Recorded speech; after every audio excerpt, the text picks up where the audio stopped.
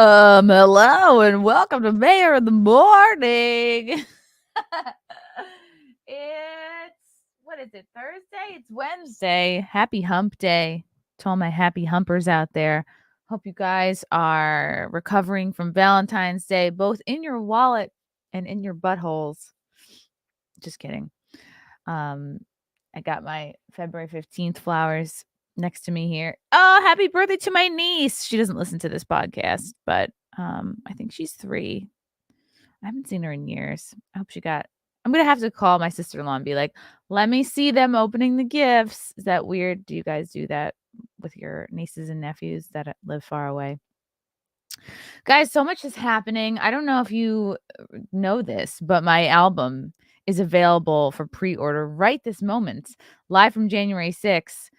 My first album ever, Baby's first album, is available for pre-order right now on Amazon and iTunes. All you have to do is go to Amazon.com.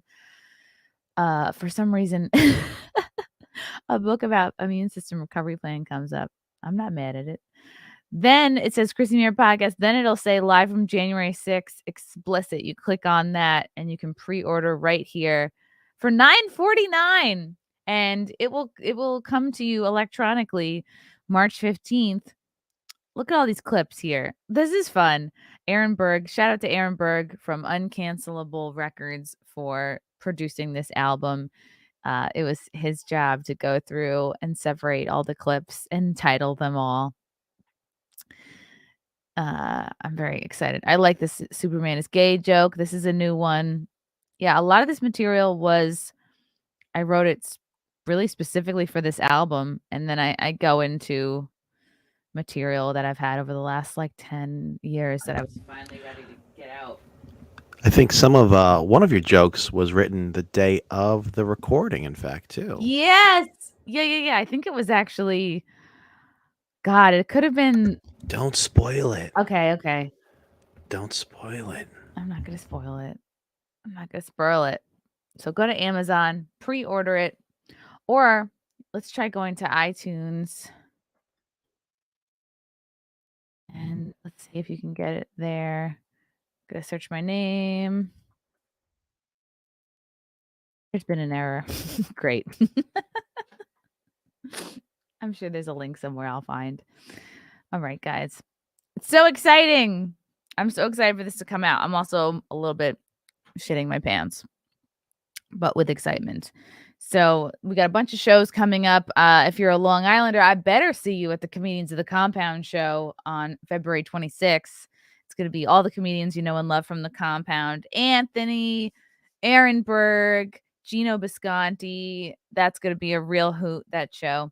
And then, of course, the album drops March 15th. And then I'll be heading to North Carolina March 17th. I'll be at Good Nights Comedy Club in Raleigh. That's a pretty good club. I like it. I was there back in 2019 and it went well. So happy to go back. And then I'm heading to Savannah, Georgia, March 19th. I'll be at the Wormhole. It's fun to say, Wormhole. And then I'm going to head to Florida to do Tampa on March 20th at Side Splitters. So very excited to go to Florida. Maybe I'll see my dad. Who knows? Maybe he'll come to Tampa to a show. I doubt it. Any plans to come to the UK? No, I mean, not as long as they are doing the vax mandates. I won't even perform in New York City if they mandate vaxes on these clubs. So I'm definitely not going to fly across an ocean for that same thing. So let's talk about some things going on. Have you guys seen the new Chippendale Rescue Rangers teaser? Chippendales was something I loved watching as a kid. Chippendale Rescue Rangers. They were so cute. And it's further proof that Hollywood is just grabbing whatever they can, whatever someone might have nostalgia for, anything from the youth of someone who grew up in like the late 80s, early 90s. This is what they're doing. I have not seen this trailer before, so let's give it a whirl. Please don't make me hate you guys. Please. I hope this is good. Is this a commercial? Okay. Chippendale Rescue Rangers, the show that defined a generation and turned two unknown chipmunks into international superstars. But as success took Chippendale to new heights, To many more seasons of the Rescue Rangers. We were living the dream, dancing the Roger Rabbit with Roger Rabbit. Chippendale. ever imagined it could all come crashing down. Torn by vanity. You look different. I don't like the It's no person who's secret I doing the had voice. CGI surgery done. Consumed by I temptation. don't like either voice. She's got the best of me. I just love it so much. More, please. More, please. This Is is it possible I'm that already two living getting legends are destined Ratatouille to vibes. reunite? I'm thinking reboot. Nobody wants a reboot. I don't like who does the voice for The Rescue Rangers! You need a disguise or something. Grab the first thing you can. Is that John Mulaney doing the voice?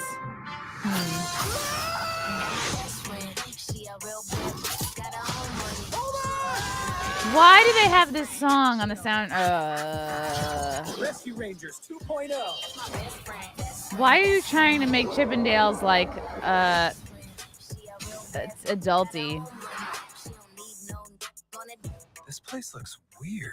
Remember that animation? No, style where oh my everything God, looked real, cats. but nothing looked right. Who are you? Are you talking to us? Obviously. But it looks Oh, like you're Seth talking to that Rogen, window. It actually why? looks like I'm looking right at you. Okay. Oh, Look at my God, eyes, no. looking right at your Why? eyes. Why are you doing this, Yeah. Disney? I am like the sight of Seth Rogen immediately turns me off of something. Now it's just like I hear his dumb. I'm like I would literally rather watch paint dry.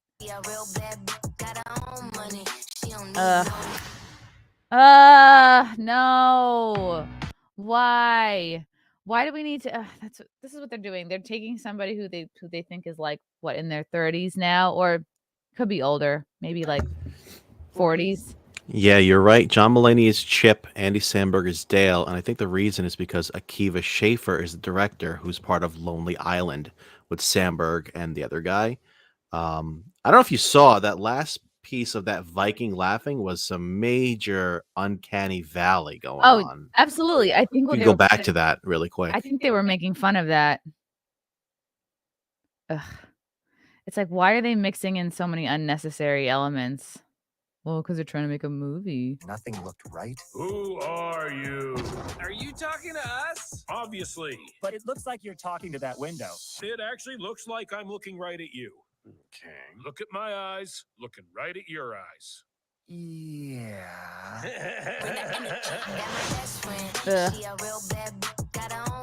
All right, so it's intentional, but it also looks like maybe they're making it intentional to save money on CGI. It looks awful. It looks awful. I don't need to see more of Seth Rogen. Is Lumen. John Mulaney has like a classy, not that he's an old man, but he's like an adult. He's got kind of like a classy kind of, I don't know, it's like a retro feeling to his voice. Like I could see him voicing something like a Frank Sinatra cartoon. Not that something would ever exist like that. Frank Sinatra on cocaine? Yeah. Without cocaine problem. I gotta fix the echo problem with the freaking mic. We've got a new mic. We can't set our shit up correctly. It's frustrating. Yeah, I'm annoyed at the sight and sound of Seth Rogen. I'm a little bit, I think, annoyed at the sound of John Mulaney. I don't know why. I think I don't know. He doesn't really. This is Chippendale. This is like it has to be kind of wholesome. Like what's a good example of a kind of wholesome remake? What's the thing is they're trying to make it for adults because they're trying to appeal to the people who were fans of this in their youth. But I don't think they should do that. Like I liked that what was that movie, Frank, we saw with your son? It was like Wrong Gone Wrong. I think that was a good example of like Ron's Gone Wrong. Very cute. That's pretty funny. It was very cute. They weren't trying to like, play on anybody's emotions and nostalgia. They did a good job. And I just I think when you try to be like, all right, we've zeroed in on the demographic that was fans of Chip and Dale growing up. It's got to be the 35 to 45 demo. What are they listening to? Who do they like? Let's get all these people in it. And it's like, no, don't do that. Just do right by the characters. And like I would see a Chip and Dale movie. It doesn't have to be like adulty. It doesn't. We don't have to have like, what is that? Nicki Minaj or Megan Thee Stallion singing in that. I don't need that. Like, I would see a kind of wholesome, cartoony type thing. Do you want me to invite Alex Stein, the prime time, to the stream? I He's don't in the know. Is chat. he gonna steal the stream and put it on his channel again? I don't think he would do that again. Who knows? Sure. If he'll be a good boy. Young Pei Chang. What's up, Young Pei Chang? Good morning to you. From Porch Conservative. Thank you for the super chat, Chrissy. I love this new addition to the Mayr Media Empire. Mayr in the morning. You have a conversational style that fits this format well. Success! Thanks, buddy. Thanks, friend. Alex Stein. Frank's good on the mic. Make him come on more. Oh, I make him come on more. He's always here. He chooses to talk when he wants to talk. I'm not his keeper. Young Pei, good morning, primetime 99. We're all friends here. So, that's disappointing about Chippendales. Stop trying to make things cool. It was too many elements. It was too many. So it's like, okay, if you had one Seth Rogen, okay, that's fine. But it was Seth Rogen, John Mulaney, Andy Samberg. It's like, we've seen all this before. It's like they're what? Do you think we should be grateful that they did not race or gender swap Chip or Dale or Gadget?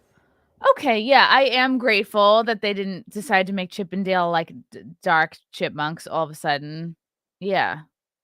Or maybe the chipmunks were not like trying to steal a purse out of a Louis Vuitton store. That's nice to not see. Or maybe they're not setting gas stations on fire.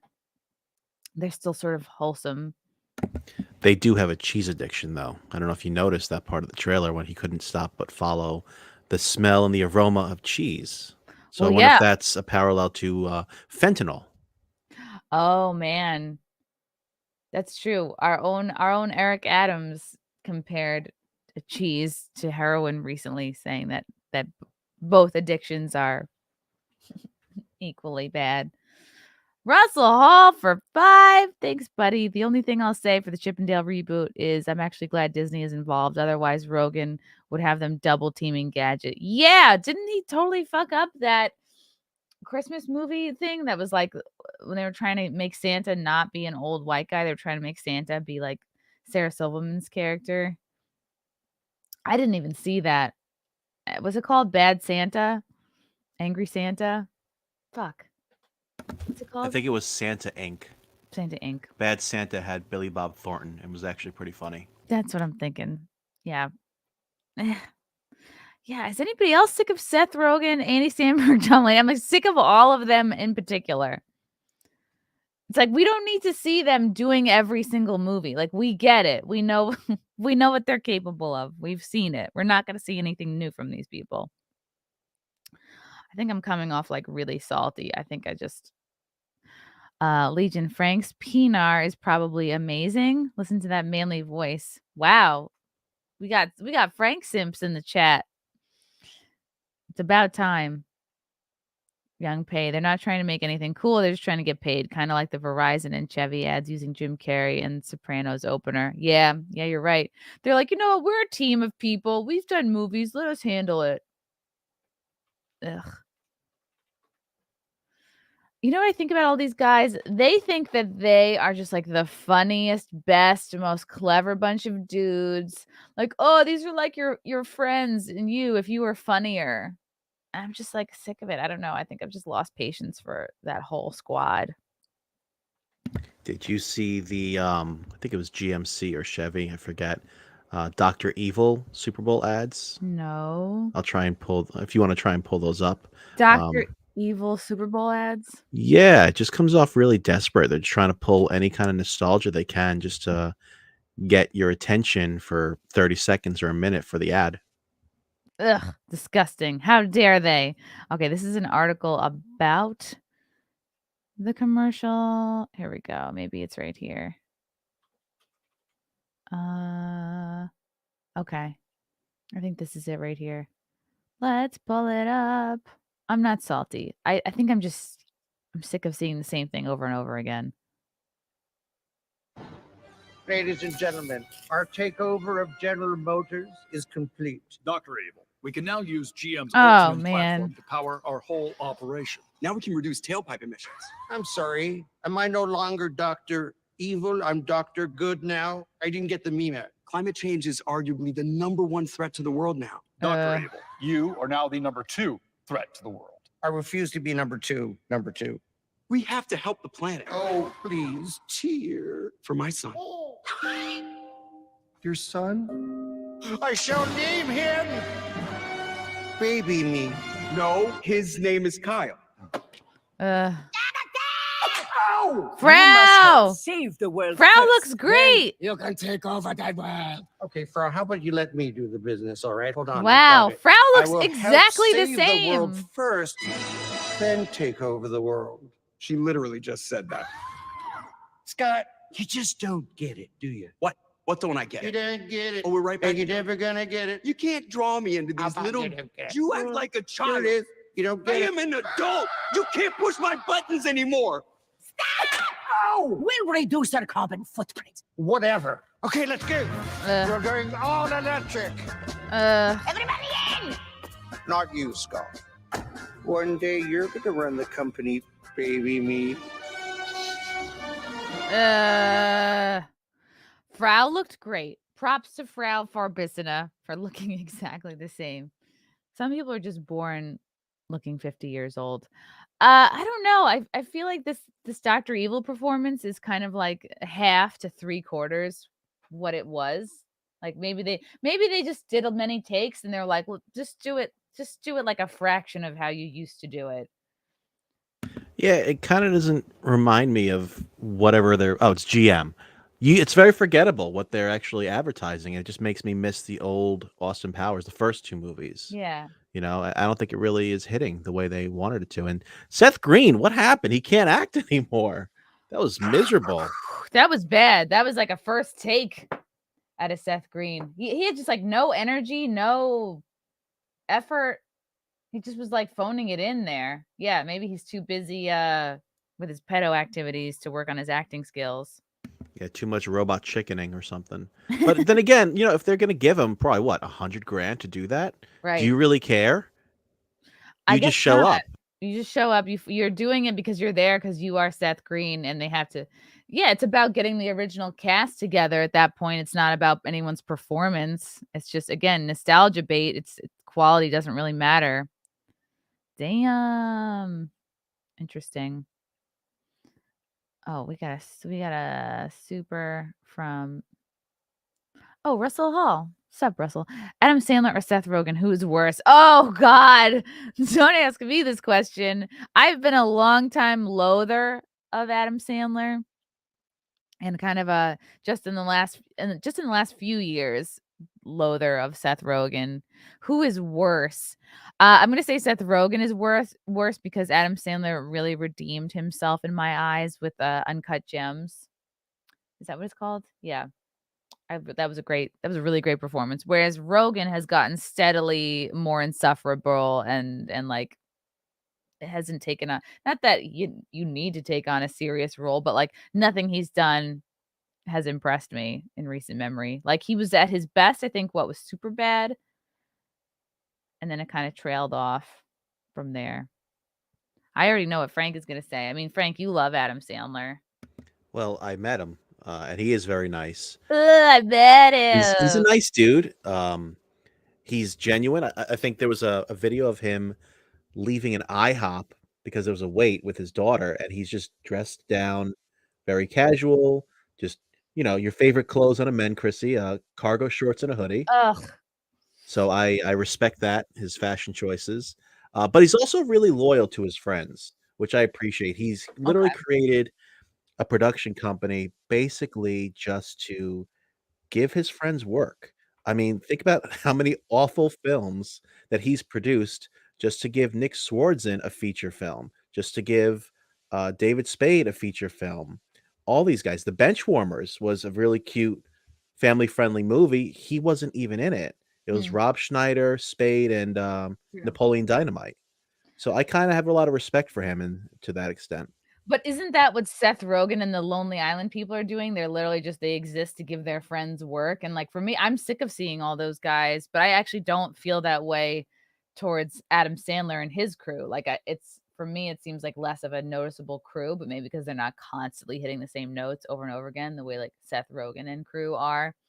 Well, Seth Rogen clearly is a sellout if you think about it. He's not looking out for the people he came up with. He's looking for the next big name to attach to his vehicle. It's John Mulaney. It's the Lonely Island guys. It's Sarah Silverman. I don't think he's, I don't even remember who he came up with, but you haven't seen Michael Cera in any Seth Rogen projects. Right. Or what happened to McLovin? McLovin, exactly. Well, you don't see them anymore. They could probably use some work. McLovin for sure could use some work. He hasn't done shit. I had a McLovin, I think fake ID at one point.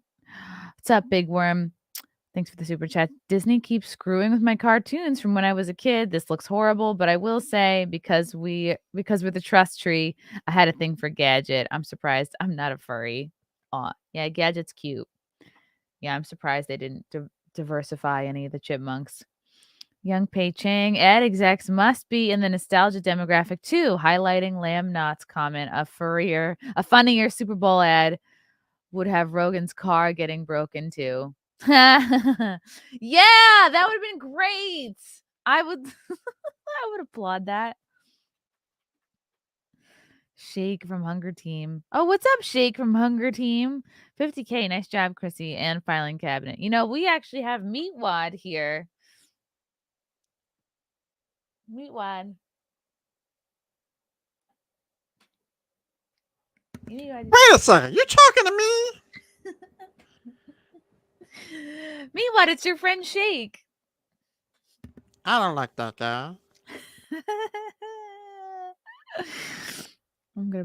I'll just pimp Frank into doing his voices that he does really well.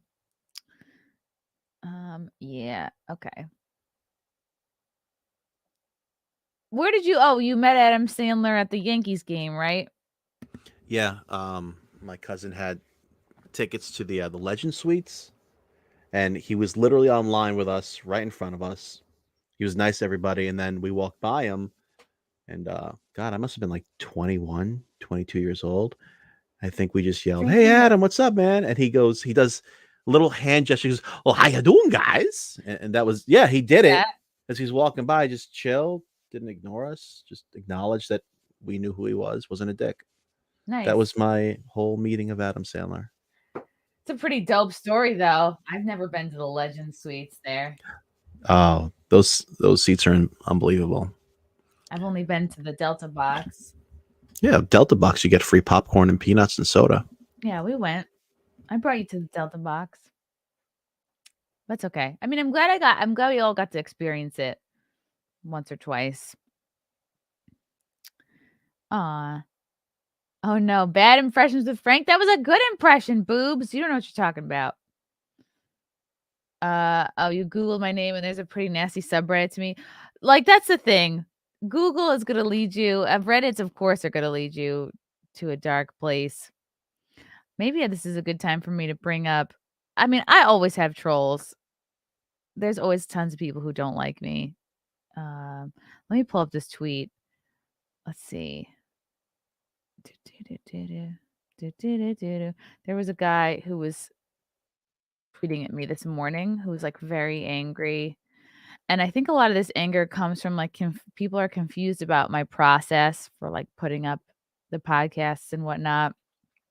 I mean, this person was extra angry, and they were also a Owen Benjamin fan, which can sometimes be tricky because they sometimes are a little bit more. So there's something a little extra there.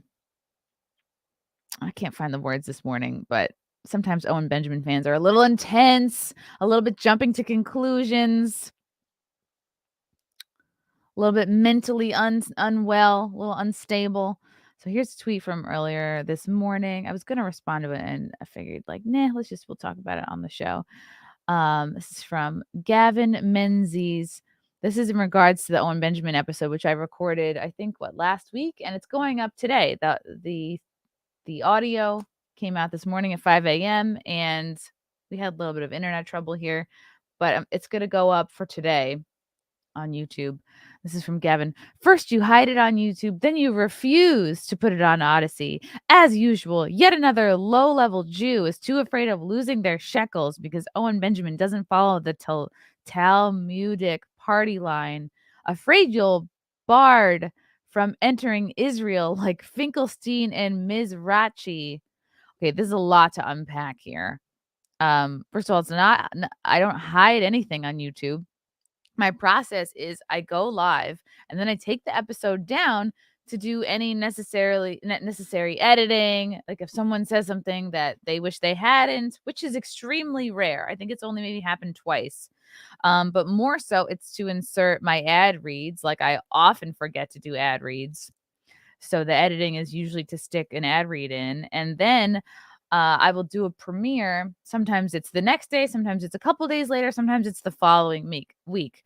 But I do the premiere at the same time that the audio is released because I want there to be some sort of uniformity to the whole thing. So when I put the audio up on like Stitcher, Podbean, Spotify, iTunes, that will always go up at 5 a.m. On the day it comes out. And then I have the audio and video version coming out on YouTube. That will usually come out, later in the day. I'm not going to put that out at 5 a.m. Nobody's watching YouTube at 5 a.m. And I have to sometimes be wary of the other shows on YouTube that some of my fans also watch. Like I always don't try to exactly put it up when I know Tim Pool is on, or don't try to have things conflict with Friday Night Tights too much. But again, like I'm not going to be perfect with it. So that's why sometimes the time that the YouTube version will go up will be like, sometimes it's 7, sometimes it's 8, 9, sometimes it's 10. But it always mirrors when the audio is being put up. So that's the answer to that question. Number 2, I'm not refusing to put anything on Odyssey. I think that my account perfectly mirrors Odyssey. I think anything that's up on YouTube, it directly goes to Odyssey. So there's definitely no refusal to put anything on Odyssey. I literally just hosted the Odyssey games this past weekend and the weekend before. Very pro Odyssey. Like it's a great platform. And then he's calling me a low-level Jew. Not only am I not a low-level Jew, I'm not even a regular Jew. I am no kind of Jew. I guess people get confused about my last name, but even if they were to do like just a little bit of research, they could find out that I'm not. Like, not that there's anything wrong with being Jewish, but like it's strange to sling that as an insult.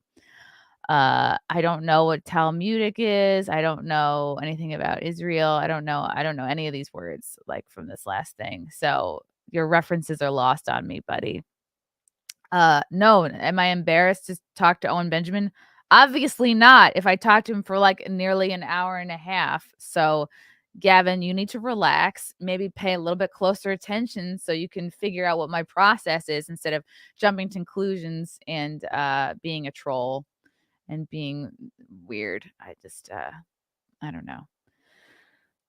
The normal thing would be to ignore it, but a lot of people get confused about when episodes come out. People are saying in the chat that they think it's a grift to receive super chat money on a live and then also a premiere.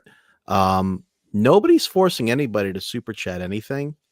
I think that would be the equivalent basically to people paying to see Chrissie Mayr perform live at a club, but then she's also selling her album. It's the same thing. Yeah. So you'd have to call every single artist and performer a grifter if you're going to equate it that way. True. Yeah, definitely. It's not like it's mandatory to give a super chat or else you can't watch it. Like most people watch it and watch it for free. That's the point of YouTube. Super chats are, and that's the thing. It's like, if you don't, I'm not trying to like shame anybody, but if like I've been doing this podcast for like 2 years, if you don't know about the process by now, or if you're really confused, like DM me or I've seen many times people in the comments will be like, "Oh, what's the deal?" And then somebody else in the comments will correct them, and they'll be like, "Okay, just ask questions, man. Like, don't immediately jump to I'm being shysted here," or like, I know grifter is like such a popular word right now. Most people don't even know what it means, but it's fun to say, I guess. No one's forcing you to give a super chat. Don't. If you're gonna feel a way about it, don't do it. I can understand being upset. You don't realize that it's not live. You send a super chat. You're like, oh fuck, my question's not gonna get answered. But that's why I'm in the chats trying to like in real time thank people for their super chats. So I can understand being like, oh, my question wasn't answered. But some people are also just very stupid because it's clear on YouTube whether something is live or premiering because it literally says the bottom right corner in big bold red premiering or live. It's not that difficult. Plus, I think people do enjoy the fact that there's a live chat happening during a premiere because they can have a conversation. And often there's a good 100 people, during a premiere watching and, part of it and sharing links and sharing thoughts and all of that. And, if people don't like it, that's okay. They don't have to watch. This is it's free content. If you don't like it, don't watch it. Peace. Yes. Frostbitten. Yeah, I think a lot of the what you see on Twitter is like projection and already angry, upset people being like, I just need to put my feelings somewhere. I'm going to direct them at you, Chrissie Mayr. So yeah. A grift is a very much overused, misunderstood word. A lot of people think that a grifter is anyone who does anything for money. Yeah. Which in that case, I guess we're all grifters. I mean, I would say the most griftery thing is to like collect unemployment from the government when you could go get a job. Super chats are voluntary. Yeah. Yeah. I don't think there's anything that requires, I don't think I put anything out there that makes people feel pressured or forced to do that. The only instance I can understand is if you have a very specific question, you don't know how it works, and you're like, oh shit, I had a question for Owen. This isn't live. Oh no. But then just, I don't know, pay closer attention. And obviously if someone spent like in the rare instance, if somebody sent like a huge super chat and it was a question they wanted it to be answered, I would try to address it. But if you're going to lose your shit over $2, like, I'm sorry, buddy, then you might have bigger problems. Sorry guys, I have to go to some super chats. Because I'm a grifter. Russell, will you please stop controlling Hollywood, Chrissie? I will not stop. I'm controlling it, but also constantly shitting on it. Yeah, the premiere versus the live thing is a little odd. Yeah, but I wanted to see, I don't know. I tried to explain it. Maybe I didn't explain it good enough for Russell. Drunk 3PO, I feel forced but loved. Good. Oh, Shake is back. Don't tell me what to do. I'll super chat when I want to. Fine. Cooch Magooch. Chrissie is talented and hardworking. She earned it. Thanks, Cooch. Chooch. I know this Gavin guy's very upset. I don't know what to tell him. Ignore the grift talk from these a-holes. We super chat to support the content we enjoy and the people we like. You're a good egg, Mayr. Thanks, TC. Does the TC stand for tiny cock? He's like, I regret that now. Anyway, so that's why I'm pretty new at this. I've been like only 2 years in, so I'm trying to figure out what is the best way to do this. I think having the video mimic when the audio comes out is a nice way to kind of even it out. Big Worm. I can understand the power of Chrissie's grift compels me to provide the second super chat. Thanks, Big Worm. Sorry, I'm grifting. Mark Ashley. Once a term enters the zeitgeist, it loses its meaning. See gaslighting. Oh, yeah. I had an ex-boyfriend who would constantly say the word gaslighting. And then when I figured out what it was, I realized that he was the one actually doing it to me. Henrik Silverstein. Siverston. Mandate super chats. Aw. I would I never. know I overuse gaslighting, and it's always incorrect when I try to use it. I Aw. still can't say it properly. It's confusing to me. Gaslighting is when you try to make someone believe, like, a reality that isn't true. Like, maybe you like, I know the example that I would have with this certain ex-boyfriend. I would come to him with, like, an actual feeling, and he would literally just try to, like, convince me that I don't have the feeling, that I'm, like, wrong to have it, that my reality didn't exist, that I was, I was just being emotional. I was just, uh there was something wrong with me that was making me feel this way, instead of acknowledging it and being like, "Oh, let's talk about it." Bird Pit. Chrissie is Owen Benjamin, the most controversial guest. Oh, is Owen Benjamin the most controversial guest you've had on now? Who are your top 3? I don't know. I guess we'll see what happens when the YouTube version comes out later today. The conversation, if you listen to it, wasn't that controversial. There's nothing he and I talked about that I haven't touched on with at least one other guest at some point in the last couple years. He's considered, right, like, the most canceled comic, but, like, he wasn't saying anything that was, like, knocking my socks off. It was a good conversation. He wasn't breaking any ground on anything. You did receive a warning for one guest, though, and I don't know if you remember who that guest was that got The Aubrey Huff? Aubrey Huff. Yeah. That actually was removed from YouTube, and you Yeah, got a I got a strike. strike for him. Yeah, I guess from YouTube's point of view, Aubrey Huff was the most controversial guest I had on, because they just took that whole episode off, and struck me down for it. So, and that's my only strike so far, which is not too shabby considering everything I do and everyone I talk to. So, let me see. Controversial. I did get a lot of people complaining that I had Sebastian Gorka on, like, a lot of new trolls, a lot of new people complaining about him. Maybe, but did he say anything controversial? Not in my opinion. God, I really want to get Judy Mikovits on. She would be pretty controversial. Or Dr. Sherry Tenpenny. They're part of this kind of, like, league of doctors and scientists that have been censored lately because their feelings on certain drugs / injections. But, it would have been Milo Yiannopoulos, but he canceled on me twice. He would have been one of the most controversial. And I bought him Sancerre and everything, his favorite kind of wine that he requested. It's all right. I ended up drinking the wine myself angrily later that night. Was Gavin McInnes controversial? I mean, nothing ever happened from having him on. I have him on like 3-4 times now. I mean, he dropped the N-bomb a few times, but True. That's why we take down the episodes, edit those things out, and then re-upload them. Yeah.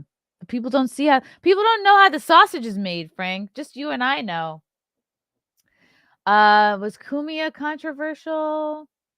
It's hard to know. I think my gauge for what is controversial is swayed because I'm in it all.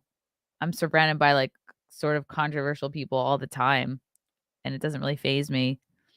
You have someone actually making a good point. Has Chrissie been getting any heat? Let me pull this up. For platforming porn stars, and what, Chrissie, you actually do. Tons. You get more shit for the porn stars than anybody else. Yeah, I'm constantly getting shit for talking to porn stars. People think that I am a porn star or a porn person, whatever that means. I guess it's confusing to someone who's not looking very closely. Like, they see I did interviews at AVN. I was live streaming at Exotica. I'm friends with a few. I've interviewed a bunch. I don't know. I guess a lot of people don't consider them to be people. They really have to just put them in a separate category. I understand, like, I do have some conservative religious listeners. And this thing is, like, I'm really not trying to put myself in a box. I'm not trying to put myself in, like, a conservative influencer type box by any means. So I don't know. I understand people have strong feelings. They're very anti-porn, anti-sex work. Like, we know the Brittany Ventis of the world, the John Doyles of the world, but I don't feel that way. So I think they're just people. And I've always found people in the adult industry to be interesting because there's sort of a kinship there with stand-up comedy and comedians because we're both sort of seen as derelicts and socially outside of the norm and kind of like living an unacceptable life. So there's kind of a kinship there. Also, it's like they're both types of performances in a sense. So yeah, but I probably get the most from the porn stars. So top 3 could have been probably Sebastian Gorka. I didn't get that much shit from Ann Coulter. Maybe was it even Gavin? You might have gotten some shit for Roger Stone. Yeah. I just ignore it. I'm gotten a lot better at ignoring it. Brandy Love. I think I got some shit for having Brandy Love on when we talked about her getting kicked out of TPUSA. Yeah. We find the people who complain the most about me having porn stars on, I bet probably like watch the most porn. WMMA scene now. Thanks for the super chat. Everyone's trying to get their bread, their cheddar. Stay true to yourself and remember to keep it unbreaded. I'll try. Caesar Ario. Obligatory, regulated, mandatory SUPA. Thank you. Thank you for sending your tides, Russell.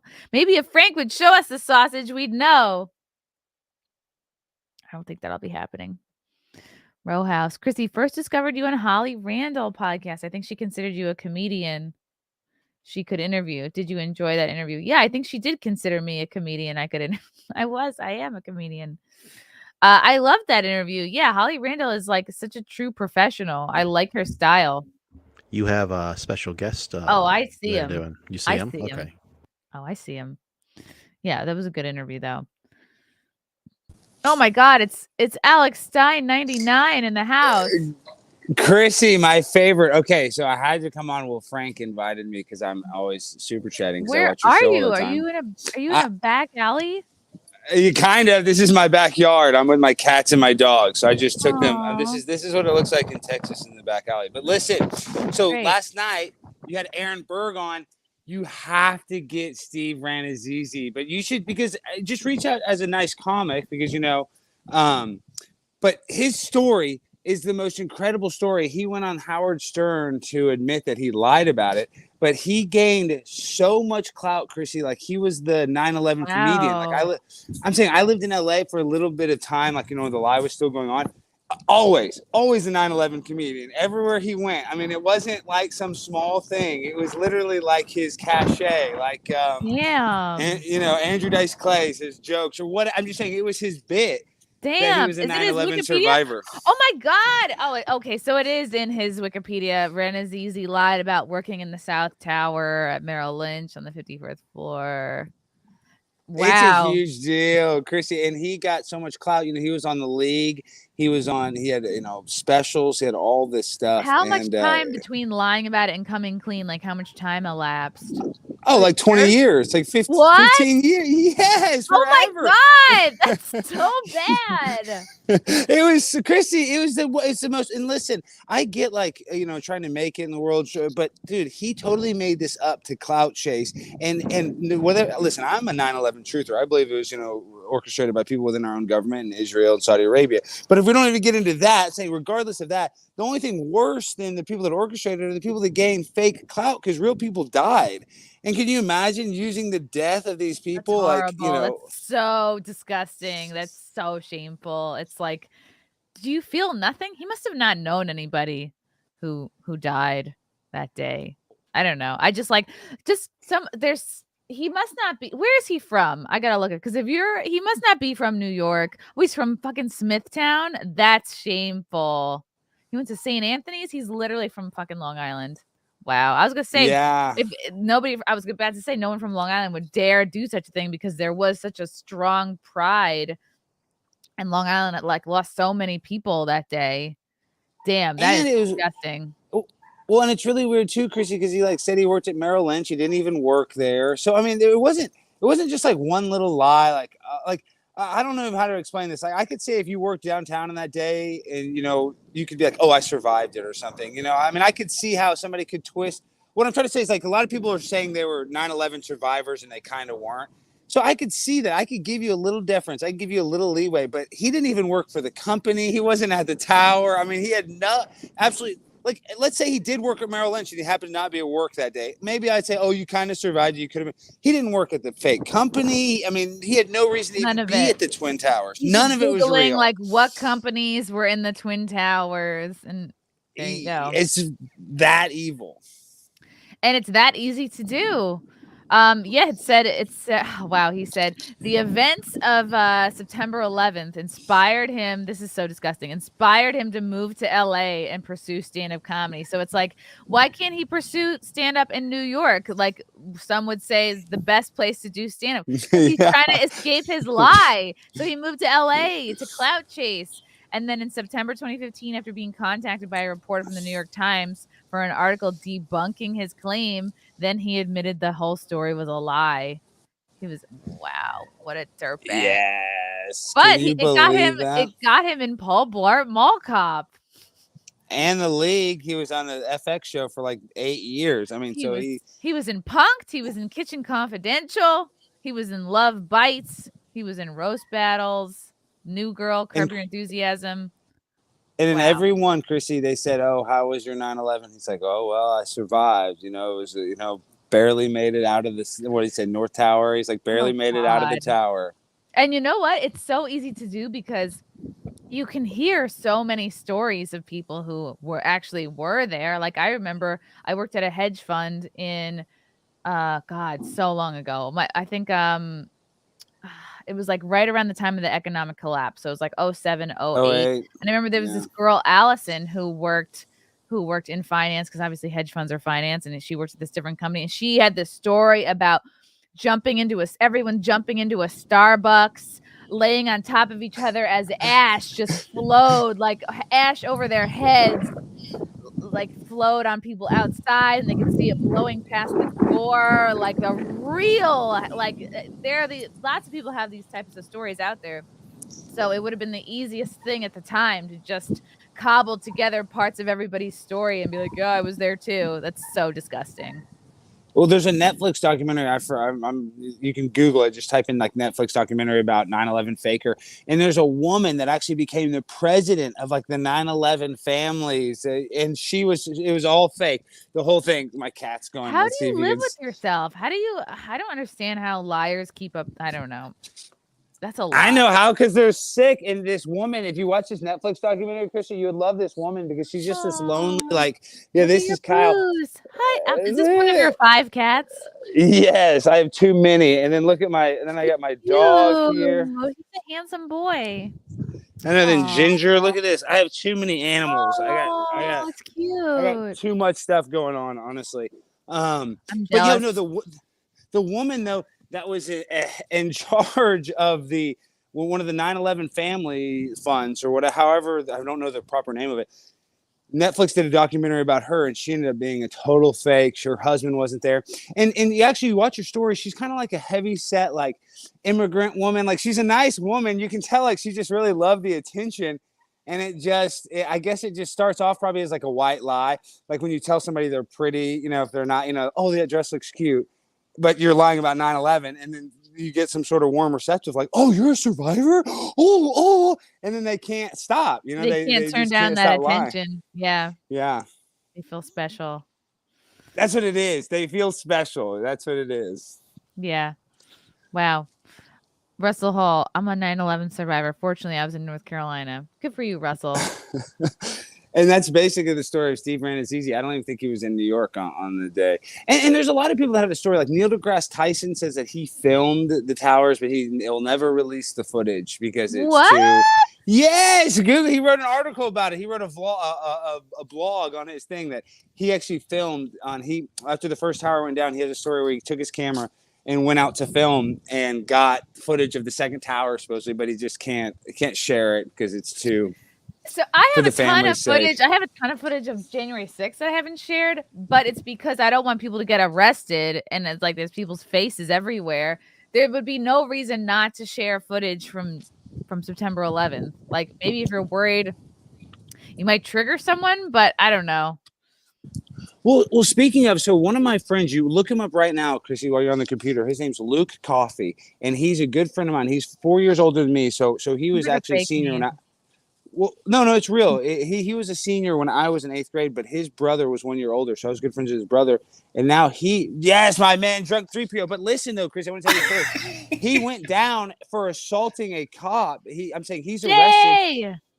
But listen, Chrissy, he's arrested for assaulting a cop. He's facing 40 years in prison, and he's under house arrest. He just reached out to me for the first time. Yeah, this guy last night. It's just funny you talked about it. So, like, I guess a woman died or something nearby him, and supposedly that's helping his case. That's him with the crutch.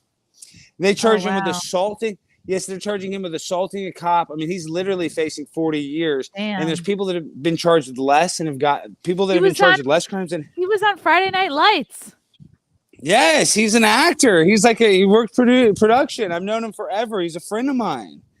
Damn. He's like a Trump. He just he's a Trumper, and I don't blame him. Like he got riled up a lot. And you listen. The thing is, every single person that went to January 6th, they're calling a domestic terrorist. All those people love America. That's the problem with the media. Yeah. It's like, say what you want. Those are the people that like America. They're not. Those people would fight terrorists. I mean, it's just that's ridiculous. how you bring down a country, is like demonize anybody who likes the country, make it actually kind of a slur to, you know what I mean? Like make it a negative thing to be a patriot, to have an American flag, take away the pride, the nationalism, and you're right. Okay. You can take it over.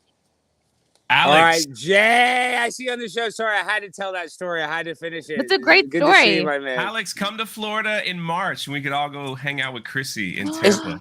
Is that where you're going to be there, Chrissy? March 20th. March 20th, I'll be at Side Splitters. I was just looking at the flights, but Side Splitters in Tampa, so you're going to have to drive an hour to Orlando, I think. It's like 40. It's like 40 It's not bad. It's not bad. I go to Tampa a lot. I love that area of Florida. I think that's where you should move, Chrissy. You should get out of New York. Florida? Yeah, but I don't want like to be closer. I'd be Florida. closer to my dad if I moved to Florida. Well, actually, New York's a great place, but I'm just saying it's like, I feel like there's going to be another lockdown. They're going to do another COVID 2.0. They'll let us have release something else. They'll let us have a year. They'll let us have a 6-month probationary period. Like Alex is awesome, man. Like we hung out for a little while. Not too long Jay's ago. the man. I made me laugh for like I don't even think I said anything. I just laughed at his antics. Oh, did you guys hang out in Texas? No, I had him on his the show. podcast. Oh, okay. Not IRL, just online. Yeah, no, not IRL, not yet. But I'm saying Jay, though, I'm telling you, I love roller coasters. Chrissy, though, do you like roller coasters? No, I can't do them. I can't handle it. I knew it. I knew Chrissy doesn't like them. I can't spin around anymore. I don't know what happened. Well, and Jay, okay, let's talk about theme parks for just 1 second, because don't talk about theme parks. Well, okay, but listen, I love a roller coaster, but you know what rides I really don't like are the huge ones that just like swing, and I still will ride those, but don't those get a redundant, just a huge swinging over and over? Those can also tip over. But you know what I'm talking Alex about? is coming to Orlando. We're gonna go to the theme parks together and record. Like I'm gonna, maybe we'll maybe go we'll insane. get like a hip hop song like in the middle of the Disney Alex World. Is really, his inner child is always fully on display. It's so great, man. It's so great. It's Arrested Development. It's not good. It's because my parents got divorced at a young age, I think, and I stopped maturing at that age. Yeah. Usually You're when Peter trauma Pan, happens, brother. you You're Peter freeze Pan. at that Never age. grew up. Yeah. Hold on, Chrissy, you don't get sick from roller coasters. It's the spinning rides that get you nauseous. Yeah. You handle roller coasters fine. Yeah, roller coasters really aren't as bad as the spinning rides. I can't spin. I will do it if I have to, if there's like a little kid that really Universal doesn't really have those rides. To go. But like Six Flags here, they have the huge one that you just like, it's just a huge swing. I mean, it's kind of fun, but it just gets redundant. Yeah, it's just a huge swing. It's almost like the ship, but the big version of the ship. I'm like, we're just swinging. I love Chrissy's setup. Your mic sounds good. Chrissy, Thank when you were saying something, it doesn't sound good. It sounds good. I think yeah, it's set up perfect. it sounds Thank you. great. I can't hear myself at all. Like these headphones, I might as well just take them off because I can hear you guys. That's why I wear them. But I can't hear myself. I can only hear Frank when he talks. I don't know. My So you situation. don't. So you is not like good. the audio. You like the audio monitoring. You like to be able to hear yourself on your headphones. Because I don't know how loud I am, and then I listen back sometimes to episodes, and I'm like, oh, I'm too fucking That's loud. why I got these earbuds so I could hear myself talk and hear everybody instead of putting the big. Because when I do that, I can't hear myself talk, and it's weird. Yeah, but Yeah. I can't do the audio monitoring. If I'm hearing my voice in my head, it makes me, even if it's like at the right If you hear speed, your voice in your I hate it. Like, do I you can listen do to the voice in your head? Exactly. I Instead of got what too many comes out of your voices. I mouth, get confused. I get confused which voice to listen to. The ones in the headphones or the one that's steering the ship. So yeah, it's How too are you? hard for me. How is your grieving going, Alex? How are you doing? Are you feeling sad? Are you okay right now? I'm doing terrible. Okay, so listen to this because we have the Blaze TV connection. So because Sarah Gonzalez didn't know that my mom passed away, so she's been really not. When she found out, I'm just saying she's been really super nice about that, and now she's gonna let me come on her show this Friday again. So I'm just saying. But the reason why is I texted her, and this is a total earnest text after our show on Friday. I was like, Sarah, I've been so depressed, but the most fun, the happiest I felt was getting to go to the Blaze and go on your show. And I know that, and that was God's honest truth. It's because, listen, the reason why I create a lot of content, and maybe because your mother recently passed away and you started creating more content, I see, it's a distraction. It's kind of a way where you don't think about my dead mom. At the beginning, it's very important to throw yourself into, and not that you're not feeling your feelings, but it's very important to do something productive, especially creative people, because it's good to keep it going, keep it moving, do something productive with your feelings. I like that this person says, this is why I like Chrissie. Chrissie will interview absolutely anyone. It's eclectic and refreshing. Chrissie would probably interview the local bin men for that. So you're being compared to. I know I'm a trash dump. Look at me. I'll take it. Because I'm in my alley. But my cat, I sent Frank a message. My computer's acting all weird. I think my cat peed on it. I'm dead serious. I swear, Chrissie. I swear because I tried to. I know. I put it on my jacket. I was going to have my nice background. And I'm like, oh my God, my computer. I kept restarting it. It kept on like loading and crashing. Like I think my cat urinated on my computer. So I'm having a panic attack. I'm like, I'm just going to use my cell phone and hop on and just, Alex. Too many. I have talked so blessed. Just no, I agree. It's too many cats. During our interview, he just had the lint roller the whole time. He's like, "So Jay." Hey, Alex, look out behind you. Come on, Fro. Alex, this is Fro. Say what's up, Fro. What's up? How you doing? This is Chrissie Mayr and my buddy Jay. Fro. This guy is one of the. Fro, this is one of the biggest heroin dealers in Dallas, Texas history until he got caught. So tell him that. What's up? Out of South Dallas, the dirty South. Dirty South Dallas. That sounds like a good deal. Yeah. Look at his hat. No, Fro's my main man. And then Fro's also a gunshot victim. Fro, so tell him, you got shot 3 times in the head. In the head. Oh my God. Where is there a scar? Yeah, here, put this in your ear. Put this in your ear. All right. So can you hear What's Chrissie up? say? Did it hurt? What's up? Where in the head did you get shot? Yeah, I got shot in 93. But where in the head did in the head, all up here. You can see the scars. 3. Oh, wow. The bullet's still in my head. Still there? Yeah. Oh, yeah, man. they can't. And Chrissie, let me tell you something, Fro. This guy is a real OG. He's not one of those fake gangsters. He's a South Dallas old school. Yeah, this guy's no joke. Listen, where's the car? Where's the red? Look, we got the Bentley. You see the Saturn? You see the red Saturn? We're balling in Dallas, Texas. Yeah, we're grinding, Chrissie. Yeah, we're grinding down here. Okay, and Fro, so Chrissie's a big time comic. Tell Alex he has too many cats. Do you know he has like 5 or 6 cats? Yeah, he got too many. He need to discharge some of them.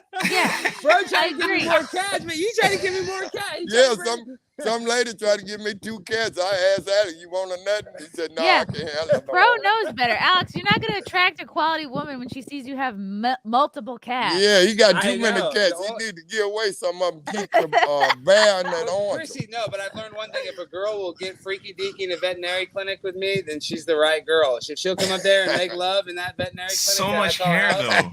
I don't care. She'll do it. She's a freak. She's a freak. That's the kind of freak. Fro, do you have a girlfriend? Oh, yeah, I got 3 or 4 of them. We have oranges up there at Alex' house. I be the freak with Alex. Yeah, I'm clamming all on the walls around the cats. Yeah, we got all the cats. I'll tell you, we getting freaky over here. Fro and I, we're not joking around. All right. Jay, you got to invite him down to Tampa too, Orlando, man. Yeah, man. Wait, can you give him my email? I want to interview. Yeah, you can interview Fro. Chrissie wants to have you on her show, but I hope one of the cats. Okay. Oh, okay. Well, yeah. Alex, make sure you got your wallet still on you. Yes. Are you kidding, Fro? Check for your keys. Check for your social security card. Okay, now I got to find all my cats. Now that I've dealt with Fro, I hope they didn't all. Oh my God. Yeah, you know, it's good, crazy. Alex. It's good. Alex is like friendly with everyone, but it helps. It helps. You might as well get to know your neighbors. You know, that's true. You never know when you might need that guy something. works at my car lot. That guy has worked. Yeah, he works. My neighbor comes over every other day to have me open cans because she can't. Oh, he's trying to get some DJ. That would be my move. Actually, my grandma had that move. She would be like, "Can you open it?" You know, it was weird when it was like almost midnight and they're like, you hear the quiet knocking. I'm like, what is that? Sounds like she wants to open your can. That's possible. You see the cat under the car? I do. This is what I have to deal with. Oh, which one is this? Gosh. Oh, Kyle. Oh my gosh, Chrissie, my knees are cut. Kyle, you need a net or something. I never need a net.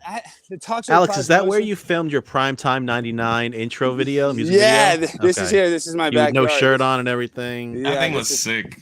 This is it. Well, and I went to an all-black barbecue. I happened to be at an all-black barbecue. Wow. What did you bring? Potato salad. Just randomly grabs the cat with mustard, and they got mad because it had raisins in it. And this one guy almost tried to stab me. He broke a malt liquor bottle and held it to my neck because it had raisins in it. You won't make that mistake again. I'm just kidding. But seriously, that party, it's funny because listen, I transcend racism, but I got in trouble though, Chrissie. I called into a San Francisco meeting and I forgot to record it on my end and I haven't posted it yet. But listen, so I called into San Francisco and I said, I think we should change the name of Chinatown because my daughter is scared of the coronavirus and every time she drives through there, she puts on like 5 masks and she's really scared of getting the coronavirus. Wait, you expect them to believe that you have a daughter who's able to drive? Well, no, I said I'm with my little daughter. I'm like, every time I'm driving with my little daughter, she puts on 3 masks. She's so afraid of getting the coronavirus. Our housekeeper died. Can we please change it to like, trans town and honor? I was like, I still want to be inclusive. We could maybe, call it transgender city. Right. I just, China has such, and then they called me a xenophobe, racist, hate speech. On the call. Yeah, these people are like, I've never been a victim of hate speech but it wasn't. I said it in the way that I always say all my stuff in this like fake liberal, like retarded mindset. The logic is so stupid. Let's change it to something more inclusive than Chinatown. Wow. Which I guess obviously is a little racist, but it's a joke. But what I'm trying to say is I transcend racism. You definitely do, But that barbecue though, and some of these guys when they see a white guy, and I just had my cell phone as my camera, they're like all immediately like, oh, what is this up to? Is he a cop? Is he, nobody can just what you could do to maybe make them feel better is like put on a lot of bronzer or something so that you don't look so white and maybe you could fit. Yeah, I'm gonna wear blackface in Dallas, Texas, and South Dallas and get. And that's another thing. I'm one of you guys. Well, I mean, Florida's different, New York's different, but like black people in Texas are pretty chill. I don't know. Yeah. I can see. I don't pretty know. Chill here too, man. Yeah, it's just too hot. Yeah, like it's too hot for people to get into altercations. It's just like. Yeah. Nobody really is racist like when you're one-on-one. And Jay, like when you're at the post office, like of course you'll see a video on like YouTube or TikTok or whatever. Somebody's like yelling the N-word at the Trader Joe's. It's a rare, people catch it and it goes viral. So but that never happens. Oh, Kish. Hold on, that's Fro. He's yelling, open the gate. The dog's gonna get out. Look at this. Drunk's neighbor also makes him pick the cans up. Is that true? That's true. Wow. And I have to say, sweet. She's a sweet little Cuban lady. She's so sweet. Sometimes she makes a little Cuban coffee. I think she's looking out for your platano. I think that's what she's after. I don't mind. She wants some of your plantain. Hey, and I'm not just kissing ass. Frank has a good radio voice. I don't know if Frank, like, he does. He does. Keeps it to himself. You have a soothing voice. You have a soothing. That's the first thing I noticed about him is how soothing and calming his voice is. It is. Do you use that at times? Do you just want him to read you a story? That's like a great idea. Yeah, you know how many times I have to talk Chrissie down from freaking out. I just get into the Freaking out? zone. Hey, Frank, are you coming to Florida? In March? No, I think I'm probably gonna go to Texas though when she's got her Texas trip. I can't take that many days off. I know. Chrissie, come to Texas or come to New York. If I can get Alex to come, would you, Chrissie, would you head over to Orlando for a day? Do you have time? I could. Yeah, I would love to book a gig there. It's probably too late now. Yeah, maybe I would fucks with some Orlando. I'll text you. We'll figure it out. Dude, the flights, Jay. I was looking at the flights. I mean, listen, I'm not too good to fly Spirit. If you fly Spirit to Orlando, it's $67 round trip or something. American's American's like $150. I'd probably do that, but I'm just saying, even American is like $158, $160 round. I just can't believe it's like It's almost like free to fly on Spirit to get to Orlando because that's like their hub, I think. Wow. Yeah, I just couldn't believe how cheap it was. I'm saying I'm going 100%. I just don't know when. Because listen, I'm a coaster nut. I'm a coaster head. I want to get on the coasters. I want to drink the fake butterbean beer. I get Chrissie to Orlando. I think Universal will give her a free night at a hotel. Ooh. Chrissie, that's Harry Potter. You don't have to ride any rides. You can just look at all the. You guys we just would have to film it. Like a Hermione. We would just have to film it. Like that's like they'd be like, do a commercial for us or something. Jay, I'm gonna make the most epic vlog ever. I'm gonna be on the roller coaster butt naked. Is that what I'm gonna be the first? Yeah, I'm gonna be the first person to ride Harry Potter naked. Alex, is Fro vaccinated? Yes. Fro, are you vaccinated? Oh yeah, Fro's triple vaccinated. Are you double or triple? I'm 3. He's 3. He's 3 in. And listen, and a magnet stuck to him. Oh, here, let's see if it'll stick to him right now. Hold on. That makes me so sad. Let me see. Is that door unlocked? Let me see if my front door is unlocked. Let me see, because I think I got a magnet right there. Is it unlocked? No. Let me try to run and get a magnet. You're gonna go get a magnet and throw it on your friend's head? Yeah, on his arm. Watch out, Ginger. Oh. Watch. It sticks to him. I got. Alex, are you on a lot of generally? Do you drink a lot of coffee? Are you on stimulants? I want to figure out what your regime is. Literally just God's free will is all. Yeah, I mean, whatever you want to call it. He's a high energy man. 100%. Okay, here's the magnet. Husey, Mayr in the morning. Why not a good breakfast and a sweet beige instead? Why choose? We can do both. Okay, Fro, come here. Lift up your arm. Okay, you guys, this is a neodymium magnet. This is Fro's arm. Okay. Where did it doesn't work? It's anticlimactic. Yeah. It does. It stuck to him one time. Maybe because you licked it. No, where did you get vaccinated from? Wow. What? It stuck to him before, Fro. Well, I guess it wore off. I know. Did it? I guess it wore off now. Which arm? Do you remember which arm? I think you got in this arm, Fro. Hold on. Let Fro go. Don't harass Fro. No, it is. Oh! What? Wow. I guess it's working. What? He's a superhero. Okay, wait. Maybe. Wow. Just hold on. No, let's see. It broke.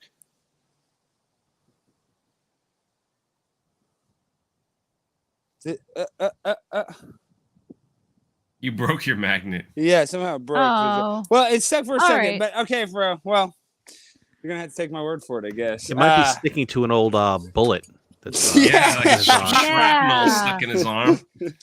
Fro, they said it might be sticking to you because head. the bullet. Yeah, but it still could have magnetic effects, maybe resonation, magnetic effects. Well, Bullet's they did not stick. I'm gonna get Bullet on a show. Fro? It did. Is Fro his real name? I've had Fro on my show, but I mean, Fro, I don't think are you a member of Black Lives Matter? No. Chrissie? Okay, well then you can't. Fro won't do your show. Really? Is he a big? Just kidding. No, I didn't know there was a card for that. Yeah, you have to have a BLM card. You have to be certified. What do I do? The card is just a picture of a dumpster on fire. That's the card. I'm one of the biggest BLM activists in Dallas, Texas. I want one of those cards. What is Fro short for? Alfonso? No, for Afro. Because Uh-oh. Oh my God. That's the end of Alex. Jesus. He's like, the phone's broken, but I'm okay. God. Oh no. Man, Frank, thanks for introducing me to Alex. He's hilarious. You guys are friends now. Yeah, he won't leave me alone now. Yeah. You guys there? We thought we got. I can't hear anything. Bro, I dropped my phone and I can't hear anything. Oh, I'm scratching the spot she likes. Testing 1 2 1 2. Are y'all there? We're Yeah, here. we're here. What Are you country? here? What state thing? Uh-oh. One's in New York and then Jay's in Florida. What? Oh my God, what is happening? Oh man.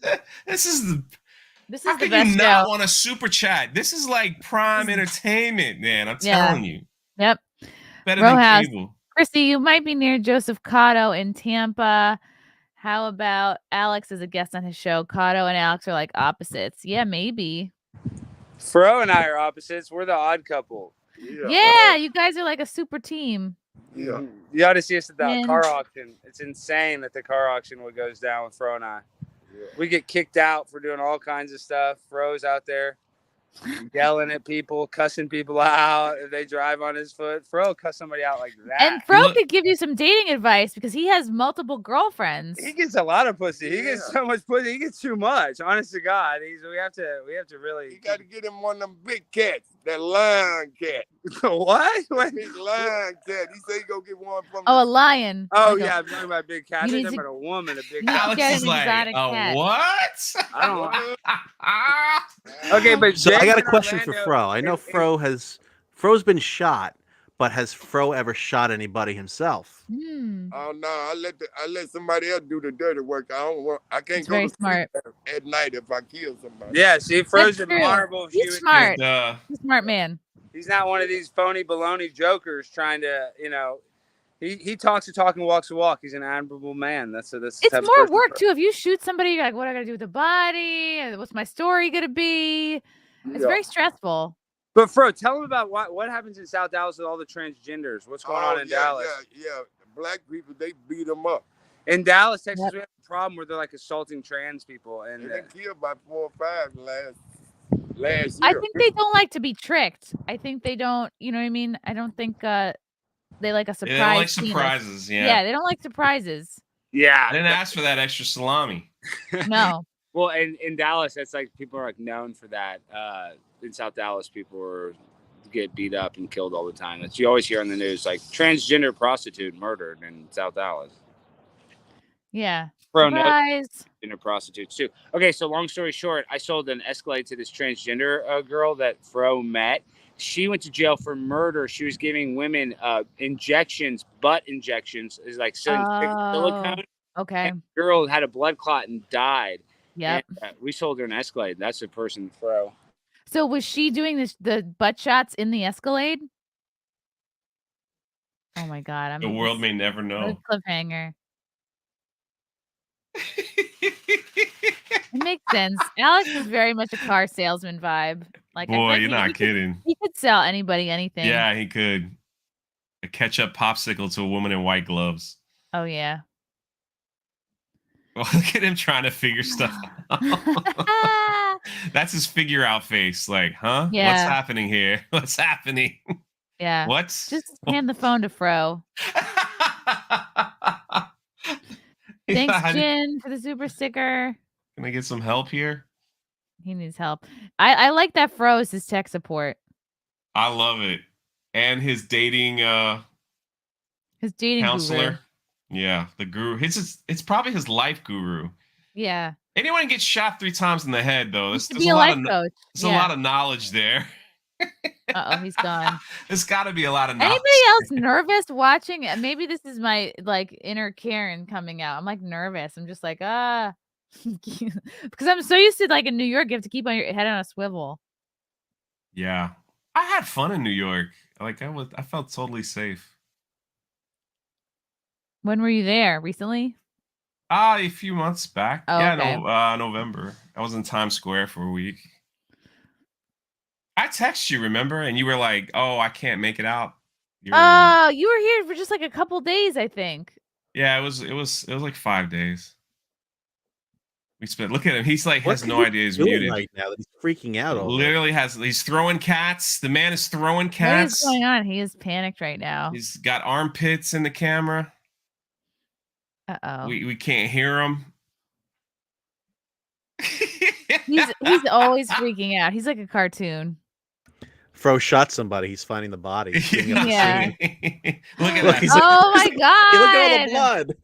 It's like, my What is cat he peed on saying? I wish I everything. could read lips. He has no idea. Alex is like a male Kathy cartoon. He's always like, ack. It's so he like literally walked through the hole. What is going on? What's going on, Alex?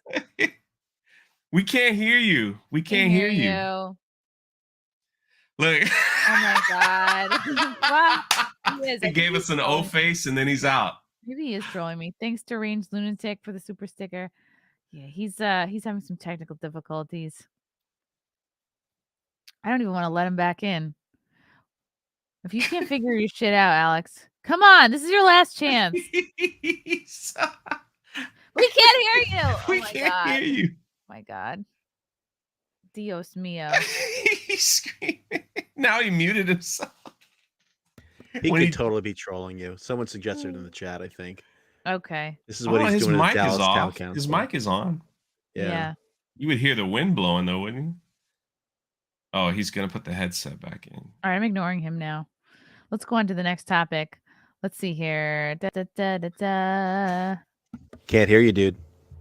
So, Defiant L's was deleted from Twitter, which was like a fantastic kind of meme account. They got nuked, man. I think these were some of their recent posts. Oh no. This is not from Defiant L's, or maybe this is what they retweeted. No, that's actually what Defiant L's does. It takes tweets from usually people on the left who are showing hypocrisy and yeah. contradictions, Yeah, puts them on top of each yeah. other. That's exactly Okay. what they do. Okay. So then this is literally what this is.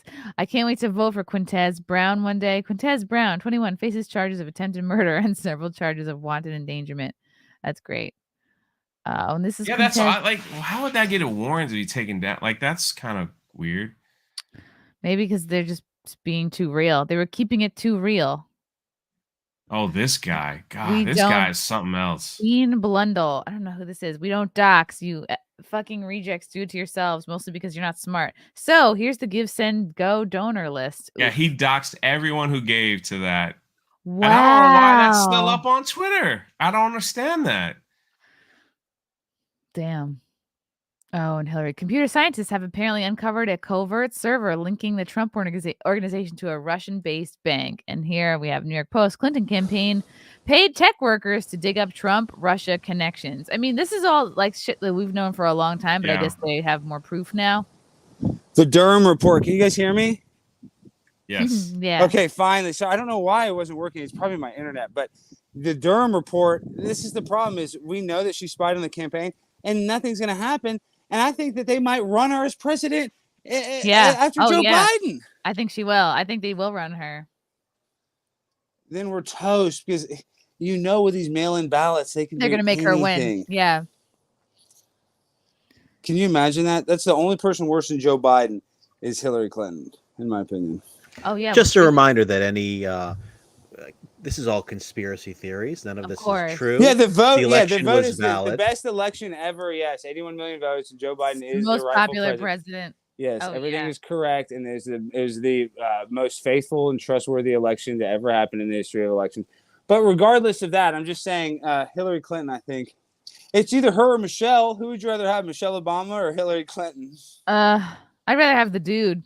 Yeah, me too, I guess. But Henrik Silverstein says Alex is a gem. I'll take it. Not a lot of people compliment me. It's a lot of. Are you kidding me? Really? No, Yeah, you have a people lot of compliment me. I'm confidence. just teasing. I'm on. teasing. I'm just fishing for compliments right there. Now you guys make me feel bad for saying nobody compliments me.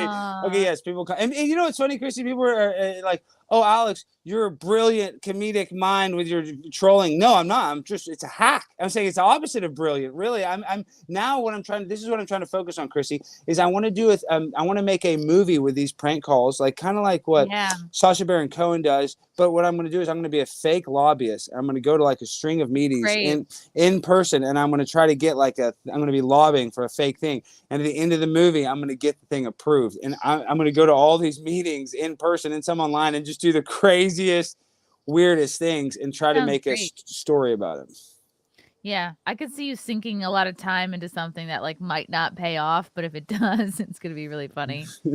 I got a lot of time. That's the thing. I got plenty of time. I mean, that's all we got. With my mom dying, I don't want to keep harping on that. But it's like, I know that I'm going to die very soon. So I'd rather be creating stuff that I like than kind of just being like a, well, not very, hopefully not very soon. I mean, if you keep hanging out with Fro, who knows? But Chrissy, I'm not going to be long. I'm Prime Time 99. I'm 5,000% different than everybody else. So somebody's going to take me out. You know what I mean? Like no, don't put that out there. It's called entropy. This is what it is. It's called, I don't want to put it out there, but it's like we're all slowly wasting away, really, we're kind of degrading. I know that sounds terrible, but it's entropy. It's like what they say. Every entropy, everything falls apart. Everything. That's why you got to keep going to the gym, eating right. Which you're a fitness queen now, Chrissy. And keep reading, keep learning. Like there is a lot you can fight and hang on to. You're not just a victim of circumstance. Oh, I guess I'm just gonna fall apart and waste away. You gotta fight through that shit, Alex. Yeah, but because I'm so high energy, I think I'm just saying it's like a Mercedes Benz needs a lot of maintenance. You know what I mean? They fall apart pretty fast. You're kind of a head case. Hey, I'm not. I wish I was a Toyota Corolla, like like these like small Oriental men that live to 110. Yeah. They're like the Toyota Corolla. They're dependable. They're gonna, But me, I'm like a Mercedes. If you don't maintain me right, oil pump's gonna go out, and I'm gonna in 3 years. You'd be surprised. A lot of people put those cars in garages and they keep them really pretty. Yeah, but not me. Do I look like a garage? Do I look? I got cat scratches all over me. I'm in a cutoff sweatshirt. I'm like, no, dude, I'm not pristine cat. Yeah, enjoy it, man. Enjoy life. Well, I think Jay, if he was gonna be a car, I could see him being like either like a minivan. Yeah, like an Escalade, maybe. I could see you being an Escalade. Yeah, because you're sort of like. He's kind of like urban, and he's kind of he's cool. He's like big balling, kind of. Yeah, or like a Yukon or Suburban. I'd like to cruise, man. I'm in no hurry to get anywhere. Yeah, I think Jay, you could be like a 1988 Cadillac DeVille where you get in and then it's like car is leveling. It goes. Only if it has pillow top seats. Yeah. And Alex, you strike me a little bit like a Jeep Wrangler, like no doors. It's like the kind of car. It's like fast, and you finger a lot of girls in. And go. Yeah. Why is the Jeep Wrangler the finger mobile? It is the finger banging mobile. Wow, yeah. Chrissy, Chrissy, some of your this is my youth. That's because I'm speaking from experience. Like I was fingered in a Jeep Wrangler. And that guy was cool. If he had a Jeep Wrangler when he was young, he probably had a rich family. He was 19. Still, yeah. I mean, Jeep Wranglers. And that's another thing is that car drives horrible. It's not comfortable, but it is like one of the coolest cars ever. Cool car, right? Yeah. Go figure. So that's you. I don't know what car I would be. No, you're like a classy car. I don't even know. You're like a Bentley or something. Like you're like that car that you always want, but you just can't afford. Oh wow! Yeah, that's really exciting that I give off that impression. And I would say electric car, but you're not, even though you are electric, Chrissy, but you're not. No, you're not an electric car. I'm not an early adapter. I'm not like, I'm not on TikTok. What do you think about that, Jay? You seem like a Tesla head. I'm surprised do you have a Tesla? You seem like a guy that. I have a hybrid. You have a hybrid. I'm saying you seem like, do you have a lot of technology, Jay? You seem like a techno guy. Yeah. I'm a minimalist. I have like nothing in my house, but I have like Google Home and it runs everything. It can turn the coffee pot on and everything. It's just I don't like that. I like to turn my own coffee on. I didn't at first until I started doing it, and I'm like, now it's peak laziness. You just it wakes you up, and they're like, "Hey Jay, good morning. Here's the weather like today." I'm like, "Oh, thanks. Well, it's on my list to do." And they're like, "You got to do this." Wait, it tells you what to do? Well, I set it. If I have reminders, you just text it in, and then in the morning it'll say your tasks for today are this, Maybe and I this. need this. And then it'll tell me, goes, Jay, it's 3:00. Have you worked out yet? Make sure you Oh get my those push-ups in. God, really? Yeah, all day. Like goes on. So it's like, Isn't that oh getting yeah, annoying you know though? what? It's like basically a woman, you know? Yeah. Reminding you to do shit. I don't know if that's good. Yeah. But it's nice. All you have to do is be like, I like it. Play Mariah Carey, and then she'll start playing Yeah, it Mariah just comes Carey. on. Like your podcast, Chris. I could say play. I don't want to say it'll start, but I'll say play your podcast. Do it. Say it. See what it starts. And it'll what episode just. it picks. No. Hey, the latest. It probably is gonna play like my. It's like this is what it is. It's like a little. Alexa. It's like no. Alexa. It's Google. No, it's like hey Alexa! Google. What's the weather like today? Currently in Winter Haven, it's 76 degrees and mostly sunny. You hear it? Today, it'll yeah. Yeah. So it's like, yeah. Ask her what her bra size is. Ask Google. I don't want to because it might give out like personal information. Oh, What is her bra size? Do you think? Hey Google, what's your bra size? On the website primalwear.com, they say, example, if your ribcage measurement is 31 and your bust measurement is 37, your bra size is a 34C. 31 plus 3 equals 34. So 34 is your band size. Since 37 Does that check out, She's Chrissy? making it too technical. I have no idea what that means. Well, Yeah, Chrissy, that's band what's is so. Hey Google, stop.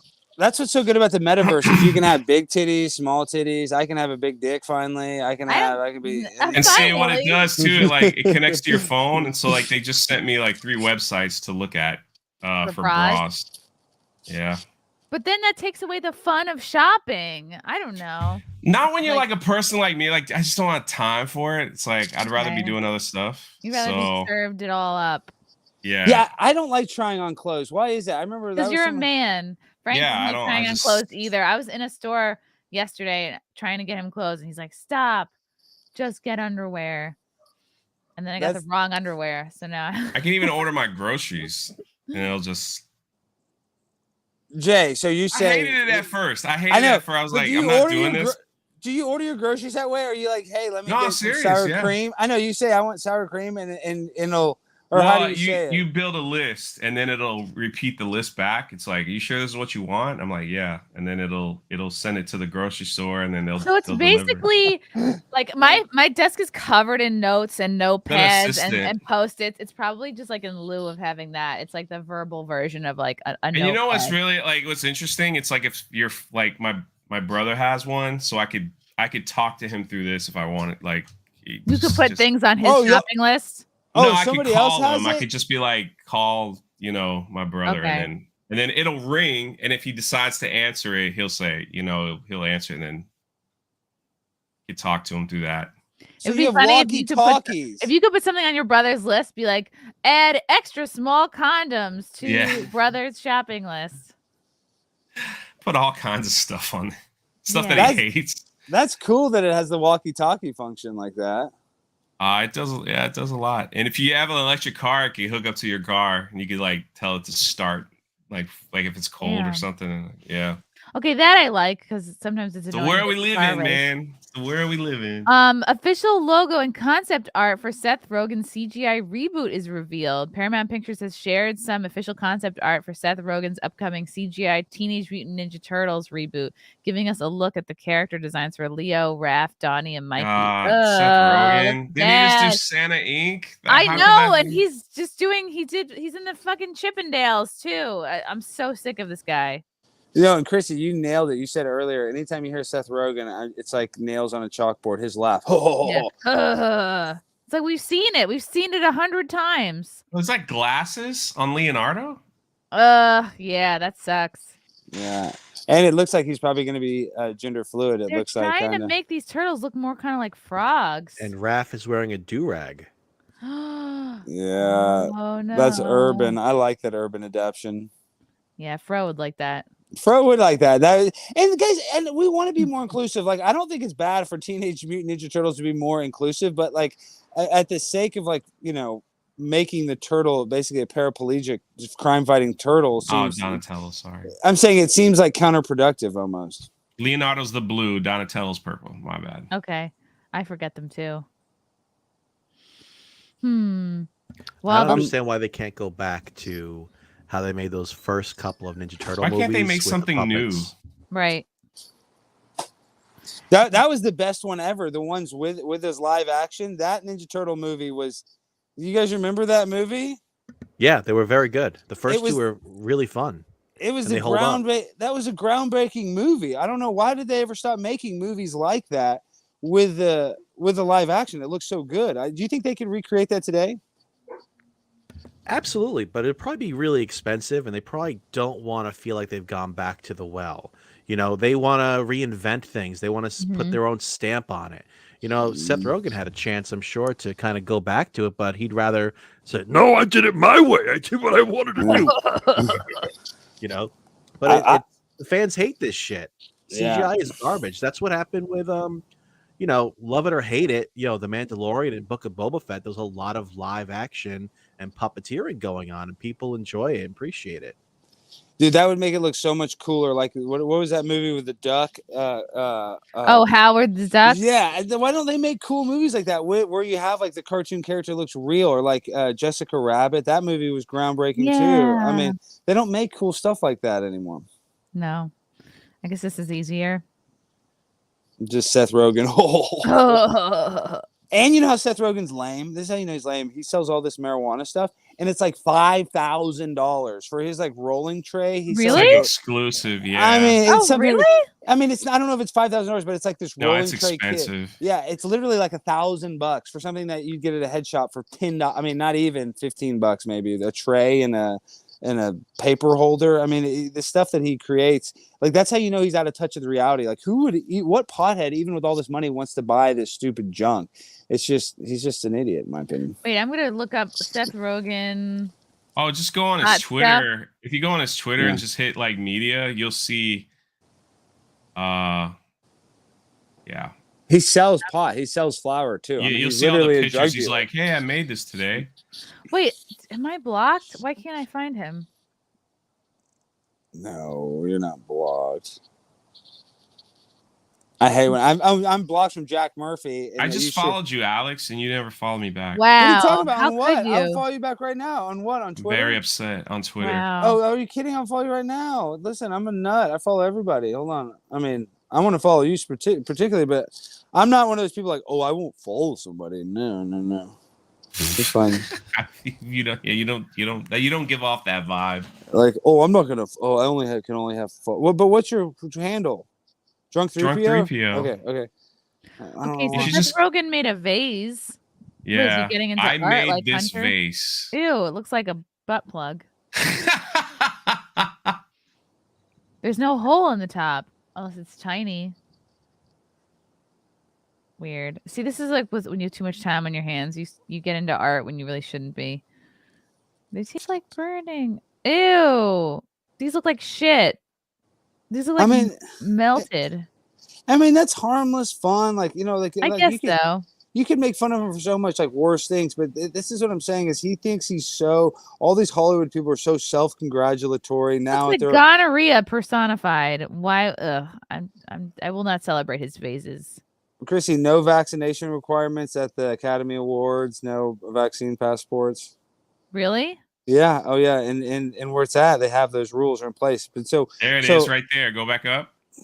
Right there. This is his stuff right here. Yeah. This is just a lighter. Look at the packaging for a lighter. It's a Zippo. Oh, it's a Zippo. I guarantee that costs $200. You see that car? He built like a giant car lighter.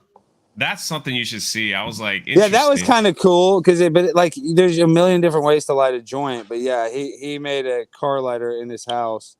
Let's go to this website. You remember those old car lighters? Because you like push in and it would get real hot. Yes. Yeah, he made one that you could buy for your house. Because those are good for smoking cigarettes. But it's like a big thing.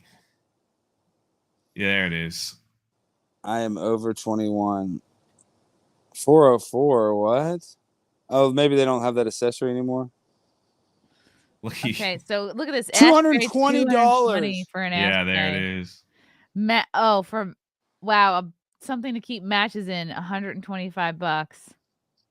That's so dumb and unnecessary. There's the how much is it? $280 for the car lighter. Dude, that is Let's make such our own a joke. stuff for like cheap. We could just literally make the so same thing and dumb. sell for 40, 30. Ashtray. Ugh. None of this is cool. How much is a car lighter on Amazon? A $10. cup or One dog? from Why? China. A carry case? Cups? And who would you want to use that cup, Chrissy? I mean, anybody that knows how to use a cup, that is not. You would not want to drink any beverage from that cup. No, these are not good cups. No. He needs all this money, though. His car keeps getting broken into every week, remember?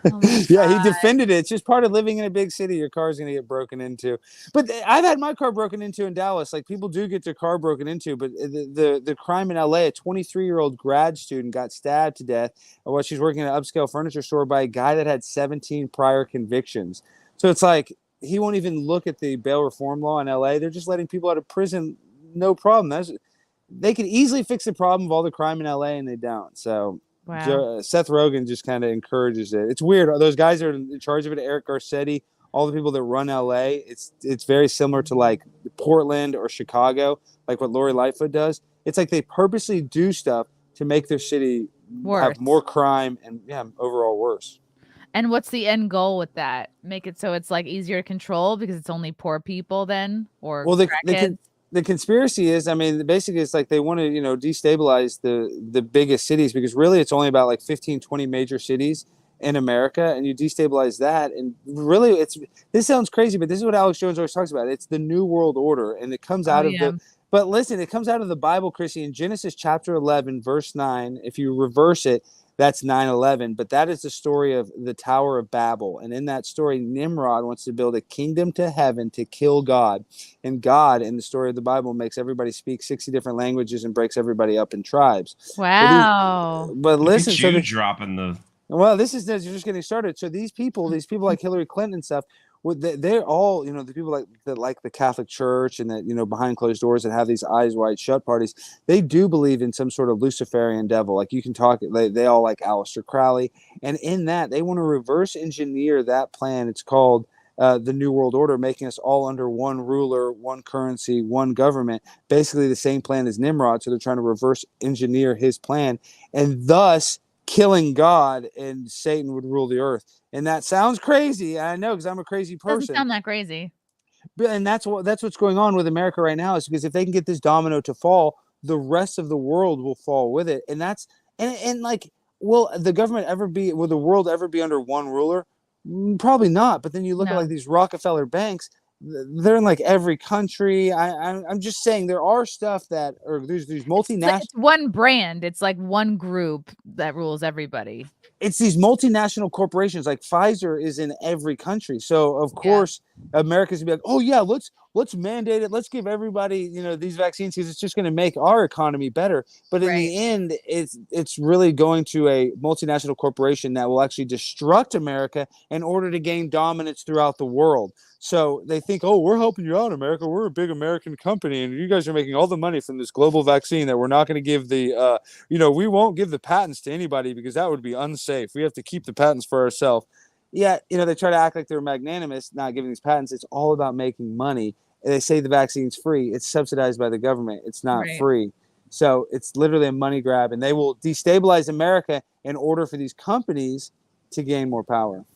Definitely. We were completely energy independent just a couple of years ago with Trump. So now we're...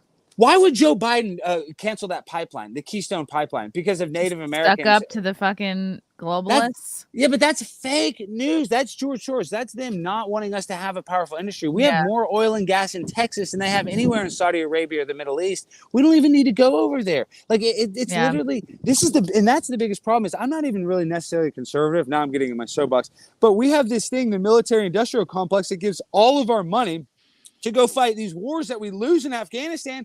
When all the problems we have in America with like homelessness and wealth and all that, we could use that money and reallocate it and actually solve some of these problems. And it's the people on the right that mess it up just as much. They're the gun, they're the ones that are always just breathe, man. Just breathe. It's okay. Like just go to eat some ice cream, get some cotton candy. Yeah, butterbeer. Alex gets worked up. It's all good. I know. I love it. It's awesome. It's awesome. Alex I didn't want him claimed- to like have it. I didn't want his eyeball to pop out in front of us and expose the From true Rojas. Terminator behind Alex. That's why I never. Claimed he did whippets, Chrissy. Maybe that's where the energy comes from. Alex, I'm a explain whippet. whippets. I love whippets. So you guys have never done whippets? You mean like out of a whipped cream bottle? No, I'm talking about nitrous oxide where you get the cracker and you do No. the little canisters. No. Oh, it's so cool. See, first time I ever did a whippet was at a Widespread Panic concert, and it's called Hippie Crack.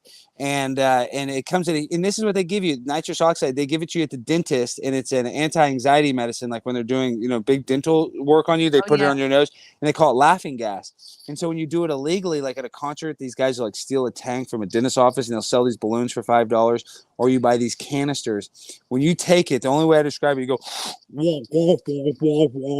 it's like the weirdest feeling, but it's really cool. I know it sounds kind of scary. It is kind of scary feeling, Chrissy. It's weird. They give it to you at the dentist, so it's not as like you're not as messed up as you think, but you're almost like in this like bucolic, sedated state where like it's really hard to explain, but it feels. Do not do whippets. They're addicting. Have you ever? Steve-O had a documentary where he was doing like 10,000 whippets a day. Damn, really? Yeah. Oh, yeah. See, that's where he had to get clean. He was doing 10,000. That's like was his biggest thing. Because it's a weird kind of high. Like, I can't explain it. It's not like a high where you have a hangover from. It's like, I mean, it's huffing. It's what it is. And I would never consider myself a huffer. I don't know if this is YouTube friendly content. Yeah. Well, I know. Yeah, maybe you can't talk about it. But like you went through government conspiracies to doing drugs. I'm like, you're just it's not illegal drug. It's not an Russell illegal Hall drug. says the turtles Nitrous is used to be legal. different shades of green. Yeah, we're just talking about a poem. Alex is just reading a poem. No, I'm saying you can. When you get it at the dentist, it does the same thing. I know. You're not reading between my conspiracy lines. Yeah, I'll stop. Alex's You don't have style to on stop. podcast, he's like he has more of a kamikaze style. He's like, I you know love what? it. I I'm just gonna freaking fly love it. right into the sun. Here. I can't wait to hang out with Alex, man. That's gonna be freaking awesome. We're gonna have a wild vlog. You'll probably find something on the ground and go, "You see this? Yeah. You see this? This is from the moon, and I can prove it." Like just go. I'll be like, "This is so cool." Now I'm filled with useless information while I eat ice cream. So it's Dude, like, it's you awesome. know what we're gonna do is we're gonna go and we're gonna film a bit where we ride like a non-scary ride and I scream and act scared the whole ride, like and people freak people out. They go, "What is this monster?" Like the wonderful whatever ride. I don't know any of the Get rides kicked names, out forever. Yeah, I'll be like, "No, I was single rider. They put me on with him. I don't know." I like the single rider. That's how you cut the line. I even if I'm with somebody, I will use the single rider so we can cut the line. Jay, what does wham mean? Scott Campbell is trying to pass along the message of wham. I have this video of Gina Carano where she's dressed really beautiful, played to the wham Careless Whisper theme. Would you ever hook up with Gina Carano? And 1,000%, yes. I play that and he likes it, so he sends super chats every time. You would never, Jay. I think you mean, would he ever hook up with her again? Oh. We're just friends. We're just friends.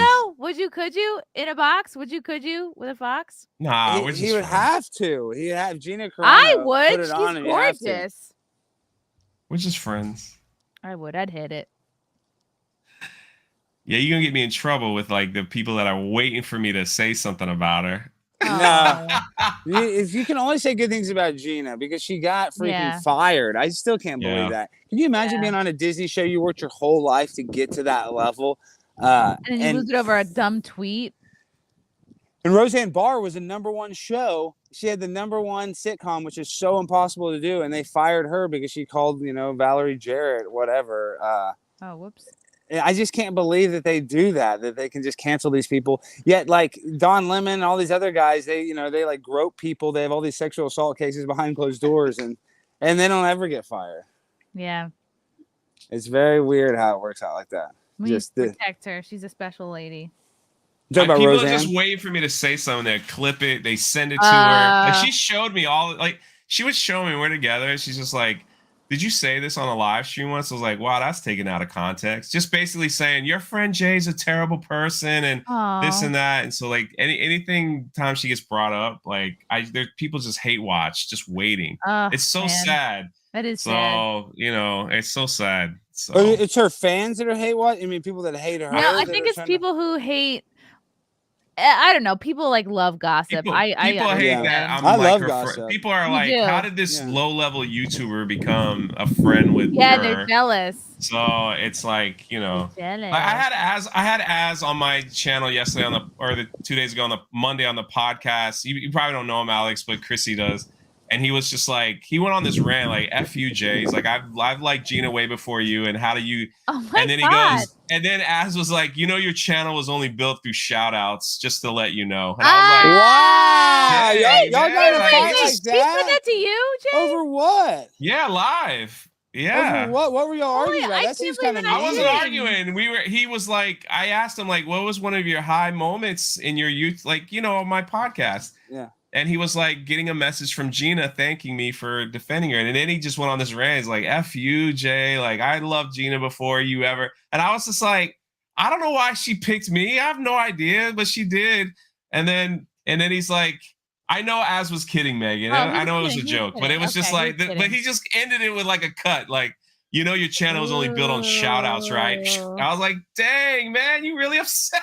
Are you ready for another cut? Here's K-Max saying Gina Carano dated Henry Cavill, Chrissy. She's at that level. Yeah. She dated Henry Cavill? She also left him. What? She done Superman? Oh, yeah. But Henry, and this is a conspiracy thing, and this is going to be, he's probably a closet homosexual. Are you saying I can't say anything about Henry Cavill. Yeah, I know. I'm the only reason I say that. If you're I can see it. Even without talking to anybody, I could totally see Henry Cavill being a closet gay. All those guys that had this is, and I don't even know really. Well, the fact that he plays Superman is kind of sketchy, because they always like want to put like a gay guy, in the lead, secret gay guy. But forget about the conspiracy side. And I love gay people. I have gay family members. I love gay people. Yeah. But this is what I'm saying is whenever you have like a celebrity relationship like that, it feels like a beard, like Shawn Mendes. Look at this. Come on, you're telling me this isn't giving you Freddie Mercury vibes? Yeah. He just seems though. He's kind of always seemed weird too. And if he is gay, good for him. If he's good not, for him. God bless. I can't speak on him.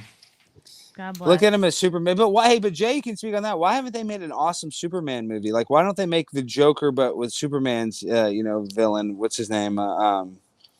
What's Superman's biggest villain? I can't even think of his name. The bald-headed guy. Lex Luthor. Yeah. Why don't they make like a Lex Luthor? Danny, we're live right now. Watch out. Why don't He's we? like, I don't care. I got stuff to do. Why don't We're live. Why don't we make a Lex Luthor? They should have a Lex Luthor origin movie that's all dark and he kills Superman. That would be epic. No, we're all wondering why pop culture sucks right now. I mean, look at the Turtles. Like, you can't even get the Ninja Turtles right. You know what? A movie following Lex Luthor after he killed Superman with flashbacks would be pretty cool. That would be really cool. Yes, I think secretly we all like the villain. You know what I mean? Could play him. Well, the Joker was awesome. I haven't seen a superhero movie like that in a long time, and I know I'm kissing. Great. They just should do more dark stuff like that. That's what the world wants. We want dark humor, dark comedy. We don't want this this dark place. Yeah. Yeah. We don't want this cookie People cutter. just don't laugh. They just don't laugh anymore. We gotta laugh. We gotta keep Everybody, laughing. I know guys. you gotta laugh. Everyone's scared to laugh, man. Yeah. Well, they don't want to be insensitive. It was like that meeting when I said I want to change the name of Chinatown. Like, I'm telling you, these people were like physically affected by it. And I'm just like, how sensitive are these people? And they even in the meeting, they looked up that I was a troll and they found out, we found out he's a troll. And they, kind of figured out who I was in the meeting. And these people were still like physically. I mean, this woman was just like, because they love any excuse to preach to somebody. Yeah, I mean, they couldn't laugh. It's like in this room, because you said the reason why I thought of it, Jay, is like it's almost like these people in that room that are freaking out. They hadn't laughed in years or something. You know, and if they had bound laughed, up, it's like they're constipated, man. They gotta get it out. You gotta or get if it they out. had laughed, it was like a nervous laugh or something. Like you could just tell these people are like everywhere they're looking for like xenophobia or racism. Yep. Or Bro, they played this clip. This old Quantum Leap clip on a live stream last night. I laughed for an hour and a half straight. I'm sure I'm gonna get called. That's one of the best shows retarded ever. People or something like that. I couldn't stop laughing. It was the funniest freaking thing I have seen, and I couldn't stop. You remember the show Quantum Leap? One of the best shows ever. So like in the clip, he's like, "I'm retarded," and then he looks in the mirror, and it shows, you know, a child with Down syndrome. But the music that they played just added to like it. Just oh my! Do you want to see it? We should see it. Please pull it up. And you know they're rebooting Quantum Leap, I think, with like a transgendered woman, Jay. Speaking of reboots, gender fluid person. I'm not gonna laugh because I laughed too hard at this the other day, but yesterday I laughed for an hour and a half. Like I couldn't stop laughing. I'm gonna send it to you in your Twitter. I'll send it to Frank. Quantum boobs. We did cover this topic. What was the vegan debater talking about? I don't know. I sent it to you, Frank. She was at the same. Oh yeah, that toxic. I saw that meeting. That was insane. She was at the same meeting as like Michaela Peterson. And she was gonna like talk about carnivore versus, and she just went and that was I think that was last week. I want to see this Quantum Leap thing. I think I've seen this clip where he's the autistic kid. That movie was awesome because dude, he played black guys, he played women. I mean, Chrissy's tired. Sorry, she's almost on 2 hours live. I know how it goes. Do you need another coffee, boss? I'm hungry. I want food. She needs a bacon, egg, and cheese. Oh, you put it in the private chat? Yeah, it's there. My dream, Chrissy, I you know, I've never had. I want to go to a bodega and eat a vegan chopped cheese. Now that's the only thing I like about Eric Adams. I know, you know, I don't eat meat. He's like, yeah, you can get a vegan chopped cheese in Manhattan. So that's the first thing I'm eating. I don't know. I'm not anti. I think he's sucking up to the New World Order / globalist agenda. Like, man, nobody wants to hear you talk about shit that's not crime. Chrissy, Chrissy, before you play this, and did you see Curtis Lewa is doing a show with Anthony Weiner now on Saturdays? No. Yes, they just went on the news, and I already prank called this guy Dominic. I already called into 77 ABC and got through, and it's like, why did you hire a pedophile? And I posted it on my Twitter, but I'm saying Curtis Lewa, I love that guy. I love him. He's great. Why would he do that? Okay, let's watch this clip. What is this we're watching? What is this we're watching? Quantum Leap. This is like a show from the 80s. It's just a short clip. It's just the music. It's like, it's not. So this guy's a time traveler, and he always has to go back and fix the world's problems.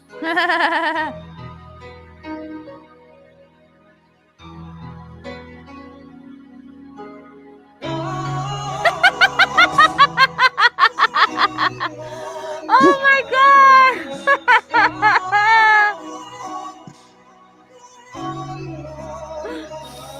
Oh fuck! Oh my god! It's so funny. Why? That show's a groundbreaking let's show. watch it again. I'm retarded. Do you think this is how retarded people see themselves? No. Like all handsome on the inside? There's no way to know, or handsome on the outside. I used to have a show like that. It's the music, man. Like, what is that? And they made the autistic person like getting an extra retarded. Yeah. Do like extra double chin. That's great. That's just a good movie. That's just a good scene. Well, in the show, he takes on other people's bodies. So like he'll be like a black athlete. It was. See, that's the time when they had creativity in writing, and so like every week you didn't know who he would be. He's sometimes a woman. They just took that one. So basically, they announced like the Quantum Leap remake, and it's like it's gonna feature no white males, no binary characters, blah blah blah, something like that. That was the article. So since somebody posted that clip under the article, and you were just like, oh my god. So it was like, wow. Yeah, of course. Remember Corky from Life Goes On. Oh yeah. Scott Campbell. Everyone is the hero of their own story. I want a hero's journey movie where the villain is the protagonist and the good guy wins in the end. Gina's new film. Yeah, that looks. I'm sorry, that looks so good. I can't wait to see Tyler Fisher on the big screen. I love Is it a Western? So you talking about the Western film? Yeah, Terror on the Prairie. Terror on the Prairie. No, it does look good. You're gonna love it. Have you seen it already? You saw it? I've just seen that. I just saw what Jay did. No, Good for you. I haven't. You didn't immediately say no though. I couldn't. Alex was over talking you. Yeah, that's why you couldn't hear it. But who cares if you saw? I mean, what do you mean? I mean, we're all gonna see it. I'm gonna see. You don't. No, I haven't. Well, if I haven't. Are there any boobs in I it? don't believe anything Jay says. I just can't. You can't get me in trouble. No, I'm not trying to get you in trouble. When does it come out? I haven't seen it. Because maybe someone wasn't supposed to see it, and now it's like, how the heck did this idiot on YouTube see it before everyone else did? What's up with that? Just don't do like a recap. You're fine. You know. Yeah, I don't. Yeah, that's about it. Yeah, that's When awesome. did- when does it- That's what I love about Jay is like he when you're a good person and you connect with people and you're living your truth and you have a good heart and soul, I feel like God helps you out and things happen for you. And then other people who are not in connection with source and their purpose and all that shit, things are hard. And that's like people get upset with you, Jay. They're jealous and you're in flow, man. And you're just, you're living life. You're taking it easy. You're in the present. It makes sense. Yeah, I wasn't always like that though. Like 5 years, like almost 6 years ago, I had to fall in love with life again, and I'm glad I did. Did you say to yourself, "Am I retarded?" And then you looked in the mirror. I did. I looked in the mirror, and then that music came on. I say to myself just about once a day. I go, "Am I retarded?" But then I look in the mirror, and then I just see this. Yeah, and it's just thank God. You know? No, actually, you're very motivated. Like if you don't follow Chrissie on Instagram, y'all are missing out. Like you see booty pics. I'm trying. Gym pics. Like she's sweating in there. Like she's like bending in places you don't normally see. It's like there's a lot of stuff. To motivate myself. It's mostly to keep. There's a lot of stuff going on there that you don't see on YouTube. That is quite generous. Well, so make sure you follow her on Instagram. Thank you. I like to do different content on each thing because I think it's boring when people post the same things on Twitter that they post on Instagram. It's like, why do we have multiple platforms then? So, Doug Stanhope thinks Chrissie's retarded. No, he like, doesn't. Literally. Is there beef with Doug Stanhope? He's no. Like actually retarded. No, I know, but he's like actually retarded, and he dated. And no, I like Doug Stanhope. I know, but tell the story. Okay, no, but real quick, Bingo, the girl that he dated for forever is like kind of retarded. Oh my right? God! Literally, let Frank tell the story. Okay. So we were at Foxwoods. Yeah, Foxwoods. Stanhope is headlining a theater. Chrissie's opening for him. And we're all hanging out before the show, during the show. We're all drinking. We go back up to his suite. We start sucking his dick. Yeah, we all start sucking his dick. And Chrissie's really drunk at this point. And Doug is drunk, and he's drunk. I was nervous. I had a drink before the show. Chrissie, and then... no, you were very drunk by the time we got to his suite. And we also went out to dinner. I wasn't drunk on stage. That's all that matters. I know, but how big of a theater was it? Pretty big? Huge. Thousands, yeah. Thousands, and it was sold out. I can see, yeah. Okay. So we had vodka in the room backstage. Why did you ask me to tell the story if you're going to interrupt? I'm just trying to explain why I was drunk. Chrissie's drunk because she usually has a drink or two before a show, before she gets on stage. Then after she's done, she has another drink. Then the three of us go down to a steakhouse in the casino for dinner. She has another drink or two. And then we go up to Doug's suite and we're hanging out. Chrissie's having another drink. At this point, she's drunk. This is 7 drinks. I think I've counted. That's probably 5. But Chrissie's drunk off of 3 because she's little. And Doug is drunk also, and he's drunk dialing. Who do you? Yeah, he calls Shane Gillis randomly. Shane Gillis. We drunk dialed. Not Dan Soder. It was Shane. One other comic. Someone else pretty cool, but Doug's trying to tell Chrissie a story, and he's told the story now to her 3 times. And she keeps on saying, "Wait, what happened? I can't believe that happened." Whatever it was. Him or no, drunk too? Because Chrissie's drunk. Okay, but she also can't remember anything to begin with, whether she's drunk or not. So this is the 3rd time Doug has to literally explain an entire story, and I'm biting my tongue to not also explain it because now I know it verbatim at this point. And she says it again. She's like, "Wait, when did that happen? What happened?" And Doug looks at me. Looks at her and he says, "My wife's retarded too." and looks at her. Bingo! And gets no clue. Bingo. Yeah. So that's. And then they bonded over my. We bonded over Chrissie being retarded and drunk. Oh my gosh! Tell me, I don't think Chrissie. That's not a big deal. You got to share this clip and then mute Alex when you play it. What, the one you just put in the? Yeah. Okay, in the chat. Let's see. Forgive me. But, it won't get you in trouble. Stanhope is like the best. He's the coolest. That was like one of the best comedy experiences. Was opening for him. Such a nice dude. No, I can't wait to see you live, man. It's gonna be awesome. Aww. Just don't like point at me and roast me if you see me in there. Okay, I won't. Because I'll be like, oh God, here it comes. Make sure the sound is up. Make sure you mute Alex because he'll talk the whole thing. I am not gay. I have relationships with women. Sex with men. Oh God. That means you're gay. That's the same music from the other clip. It is. It's the same music. Wait, that's the same music. So that music's fake. They're adding that music.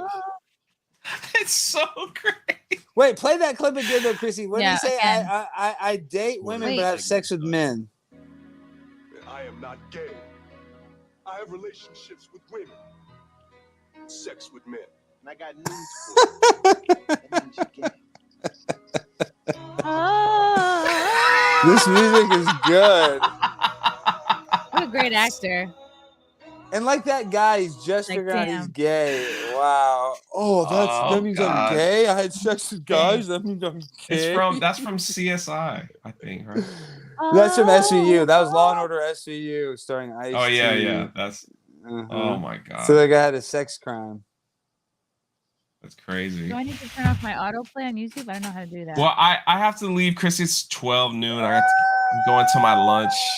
But thank you for the link. Anytime. It's always good to hang out with Alex. Frank. They changed the Mummy ride on Universal, right? I just saw that reopened. It's closed down. Oh, I thought it just reopened and they redid No, it'll be down for like 6 months. Oh no. You want to know what's really weird? I mean, I know this doesn't mean anything, but they were gonna shut down. They shut down Splash Mountain to change it to Princess and the Frog, and now quietly, they stopped doing that.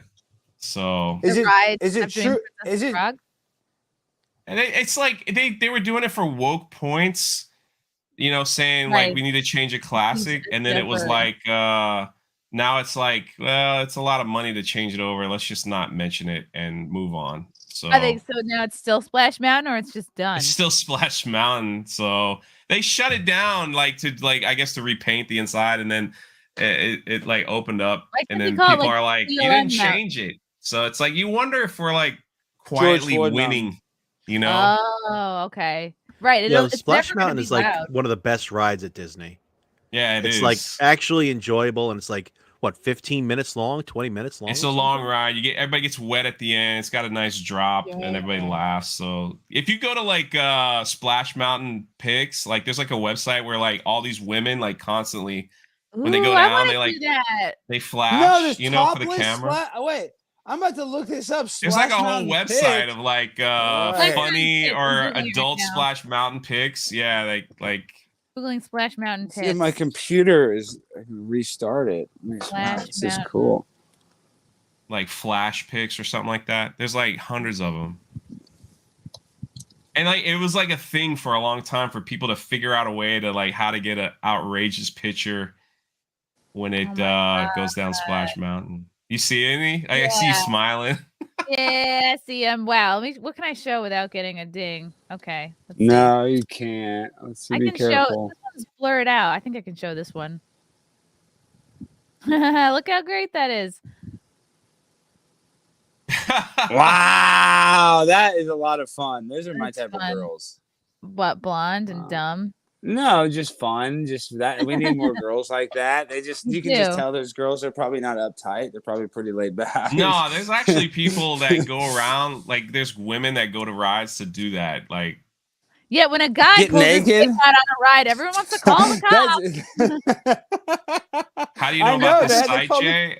I know about the site because I know about theme parks. Like, so you look at it's easy. You just type in Splash Mountain pics and like all this But there were some creative ones. People like brought a whole Nintendo set and like a screen. Like as soon as it went down, they act like they're playing a video. It's just very Really? creative. Oh, Yeah, I saw one they brought a chessboard. I saw that. Yeah, Jay, they brought a chessboard and like all that stuff. So it's like, it's like a thing. Like what most outrageous they can do on that ride. Does that mean at the end when all the families are looking at their pictures to buy, they're looking at the girls with like their tits out?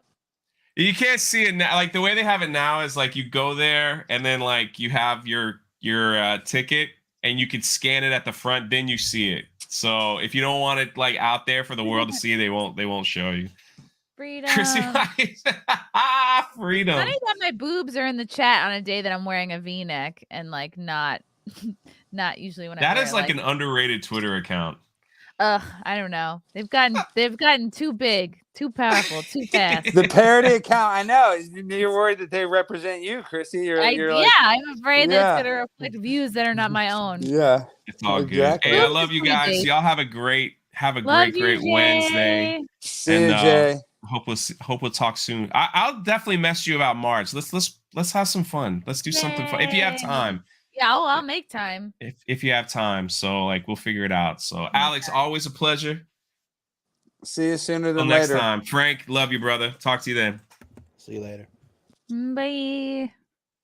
I want Frank's radio voice to soothe me. Frank, you need to talk about something. It is. I'm not just saying that, Frank. You have a nice.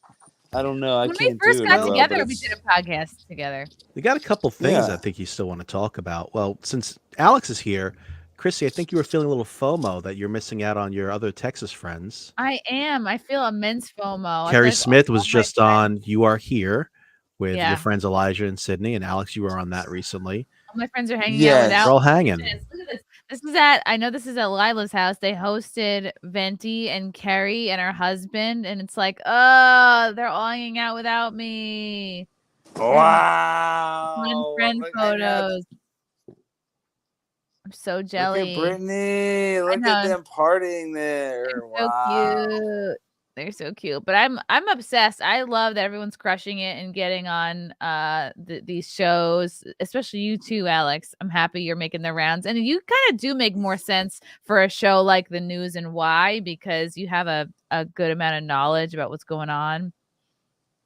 I read the news every day, honestly. But that's just because I'm anal retentive and I'm staring at my phone all day. I don't have anything to look at. Twitter gets so boring. So I read Daily Mail. But the news is terrible. But this is the other thing is with Brittany, with the crew of content creators, it's crazy how when you create content with somebody, you feel like you know them so well. You know what I mean, Chrissy? Like, because you've done shows with them, you become like best friends. I guess I didn't expect that when I started like interviewing people. I didn't know I'd interview somebody for an hour and become like really good friends with them. It's crazy how that happens. Do you feel like you figured it out? Well, no, I'm saying, you and I are figured it out. I guess I'm still figuring it out. I'm still making friends by doing it. But you know what I mean? I just didn't expect me to be like, oh, now I have a lifelong friend because I interviewed him on my show. Like, and that's why I really respect you, Chrissy, because you grind, and I always say this, harder than anybody else that I know. And I think that's why you're successful. I'm serious. And I know that you grind hard. You don't need me to tell you that, but I'm saying that's why I think that no doubt, not that you're already successful, but there's no doubt that you're going to be even more successful because you put in the work, and they say luck is when preparation meets opportunity. So like, you're extra prepared because you grind so hard. So I know that opportunity is some big opportunity is going to come your way. I know it for sure. After a while, it doesn't really feel like work. It just feels like being consistent. It's consistency. It's like, what's the point of doing, like so many comedians, they just do one podcast episode once a week and they end up dropping it after a while. So it's like, I felt like, what's the like, what is even the meaning of doing a podcast if I'm not going to do it like multiple times a week? And then it took the pandemic for other things to go away for me to be like, all right, I have some space. Let me commit to 4 times a week. And now it's like, now I'm about to commit to do this morning show a few times a week. And it's like, yeah, well, I'm always like, go hard or go home. But it's taken a while. I wasn't always, I don't know. I wasn't always. But Chrissy, but the thing is you found your niche too. You're good on the mic. You're good at interviewing people. That's like a lot of these comedian podcasts. They like, they like think they have to be like funny or they have to. you've got to, because you can have all kinds of guests on. That's what's funny. That's what's entertaining, how you have these conversations. Like, that's what I'm saying. I don't listen to a lot of comedians podcasts, like whatever, British show. I like interview podcasts. Yeah. And I think that's, that's what I like to listen to. I don't just want to hear guys talk about how like they got turned down and whatever. I want to hear somebody that has something to say. That's why you have guests usually on your show that's like plugging something or doing something, so it's just, it's like the same thing that regular TV does. You're interviewing people that are interesting. And I think that's the best formula in my mind for growing and becoming successful. Thank you. I prefer conversations over interviews because that's just how I like to get to know people. And it's like people aren't coming to me for hard news. Like people aren't coming to me for the scoop on anything. And I think what separates me from a lot of comedian podcasters is like their comedy is, if you stay in the comedy world, it gets so insular and it gets like so cliquish and small. And it's just, you make yourself too niche because the amount of people that just want to listen to comedians and interview other comedians, like that's so small. And a lot of people don't even like know very many comedians. Like most people, they go, name a comedian. They say Dave Chappelle. And you know what I mean? There's like thousands of Bill Burr. Literally, that's the only two people they name. It's the biggest names. So, and I don't, there were many years where I just stuck to comedy people, and it gets to be like a lonely situation, and it's like it gets to be really basically like a high school clique. And the best, most interesting people are people that I've met like really outside of comedy. Like, I mean, you're kind of you're definitely doing something comedy related, but like you're not a stand-up. I'm not a stand-up. No, you're like. No. But it's a lot of people would much rather watch what you do than watch somebody do a stand-up set because you're just like, there's something funny and unique about what you do. You're just like doing like live trolling. You're like an embedded journalist at the same time you're trolling, and it's something very new that people aren't really Chrissie, doing. How I found you is, through your podcast. So I'm saying doing stand-up comedy is just a skill that you sharpen. It's like you being funny is you. Yeah. Yeah, it's one tool. You can be funny in a million different aspects. And, that's like this interview, when you talk about these comedians that only have other comedians on their show, I can't listen to that. And so what are they even talking about? You're like, I don't know. Like, I don't know. But you nailed it. Yeah. I don't want the hard-hitting news from Chrissie Mayr. I want news, I want to hear about what's topical, but I don't want to hear like, this CNN, Brian Stelter, I want to hear the opposite of the news, So I think that's why I like listening to you, and I'm sure that's why other people like listening to you, because it's not like, oh, this is the official referee's whistle. It's very informal, and that's how content should be. Is more informal news. Nobody wants the information told at them. They want to have that, where they pick it up conversationally. Yeah, at least that's how I am. This is a good show to listen to while you're brushing your teeth or taking a shit. I hope people listen to me when they're like getting dressed or like they want to check out from like the hard stuff for a while. Sergey, thanks for the $2 Joe Biden super chat, or $2 Canadian or California dollars. Yeah, no, the Canadian dollars are not as. What do you think about the trucker convoy? Tom Green level trolling is what you're doing. That's great. That's a good comment. He's my hero too. I love Tom Green. Yeah.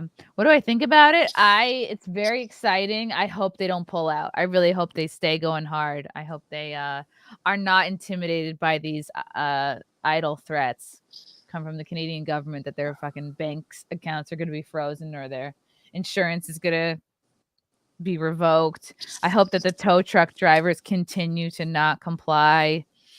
I hope that they get the supplies that they need to keep going as long as they want to. I agree. I hope they do something in America, some sort of convoy. But the thing is, now all the restrictions are going away, so almost don't even really need to do it. I know, like some companies. I don't trust it. Do you just feel like you don't trust it when they say they're going away? It's like I don't feel like they're really going away. They've still gained a lot of ground in this power grab in this time. That they're never going to give back. Nothing feels like a win to me. No, and people are like celebrating, not having to wear their masks. It's like, guys, we're celebrating going back to the life we had pre-pandemic. We shouldn't be celebrating. We should just be relieved. I mean, overall, it's a loss. Like overall, we've lost time. If you have kids going through this, it's like you better pay close attention to your kids, how they're developing socially. Really keep a watch of them over there.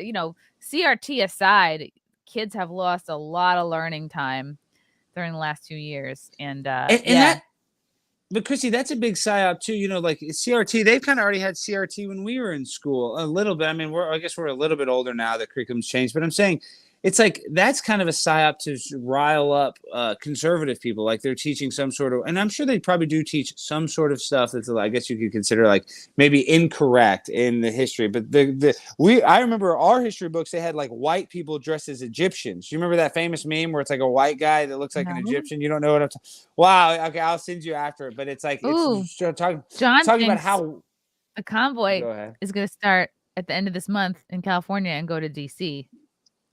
I hope they do. But I'm saying all the schooling we get has been Rockefeller, whitewashed, like globalist propaganda. That didn't just start happening in 2022. Maybe it's gotten worse.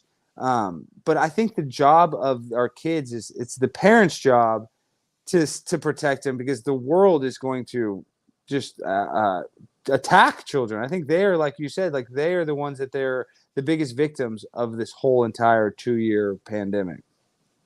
For sure. Chrissy, could you imagine you a swimmer? You as a great swimmer, can you imagine your senior year not getting to swim? Could you imagine that? I'm diver, excuse me. Could you imagine not getting to dive? Oh man, I would be livid. And it fucks you up to be that out of practice. Like, I don't know, would I not be able to practice or just not compete? None. Your senior year is canceled. It's horrible. What if your senior year got canceled? I mean, if I was catching my football team, Chrissy, if they would have said you can't play football because of the flu, I would have been. I mean, I don't know what I would have done. I would have just cried every day. Like, you imagine that, like, whatever college that you're supposed to go to or whatever scholarship you have would hold their end of it. But you're going to absolutely lose your edge and lose some of that skill to be. I never went a year without practicing from the time I was 10 to the time I was 21. Like, I was always in the pool a good 7-8 months out of the year, probably more, once I hit like a private club.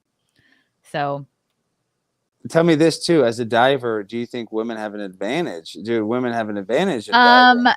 Yes and no. Women are better at making dives look pretty, and but men are stronger, so they might have better mechanics and stronger jump off the board. It's easier to be for a man to hit those 2.5s, whereas like a woman, unless you've had like a bunch of gymnastics training, you might struggle with that. Like with me, I didn't have a full 2.5 list on everything, but I was really good at making the dives look pretty because I had a lot of like gymnastics training. Like, men are stronger, they're a bit faster, but they're not as pretty. They're not as they can't really, point their toes as well. So it's pluses and minuses. How did your parents convince you to jump off the top diving board? Did they throw you off it?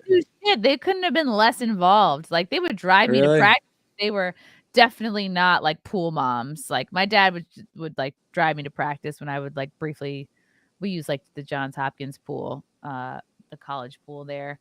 Yeah, my mom was like, she didn't really understand how it works. She would come to meets here and there, but she'd be like so afraid I was going to hit my head on the board. She was not pushing me to do any of it. I was just pushing myself, like, because I just was like, oh, I'm good at this. This is fun. Like, it taught me discipline, I guess, at a young age, and to like not quit even though you're sucking. Did you ever hit the board though? Did you ever have a with my feet and ankles and toes, never with my head.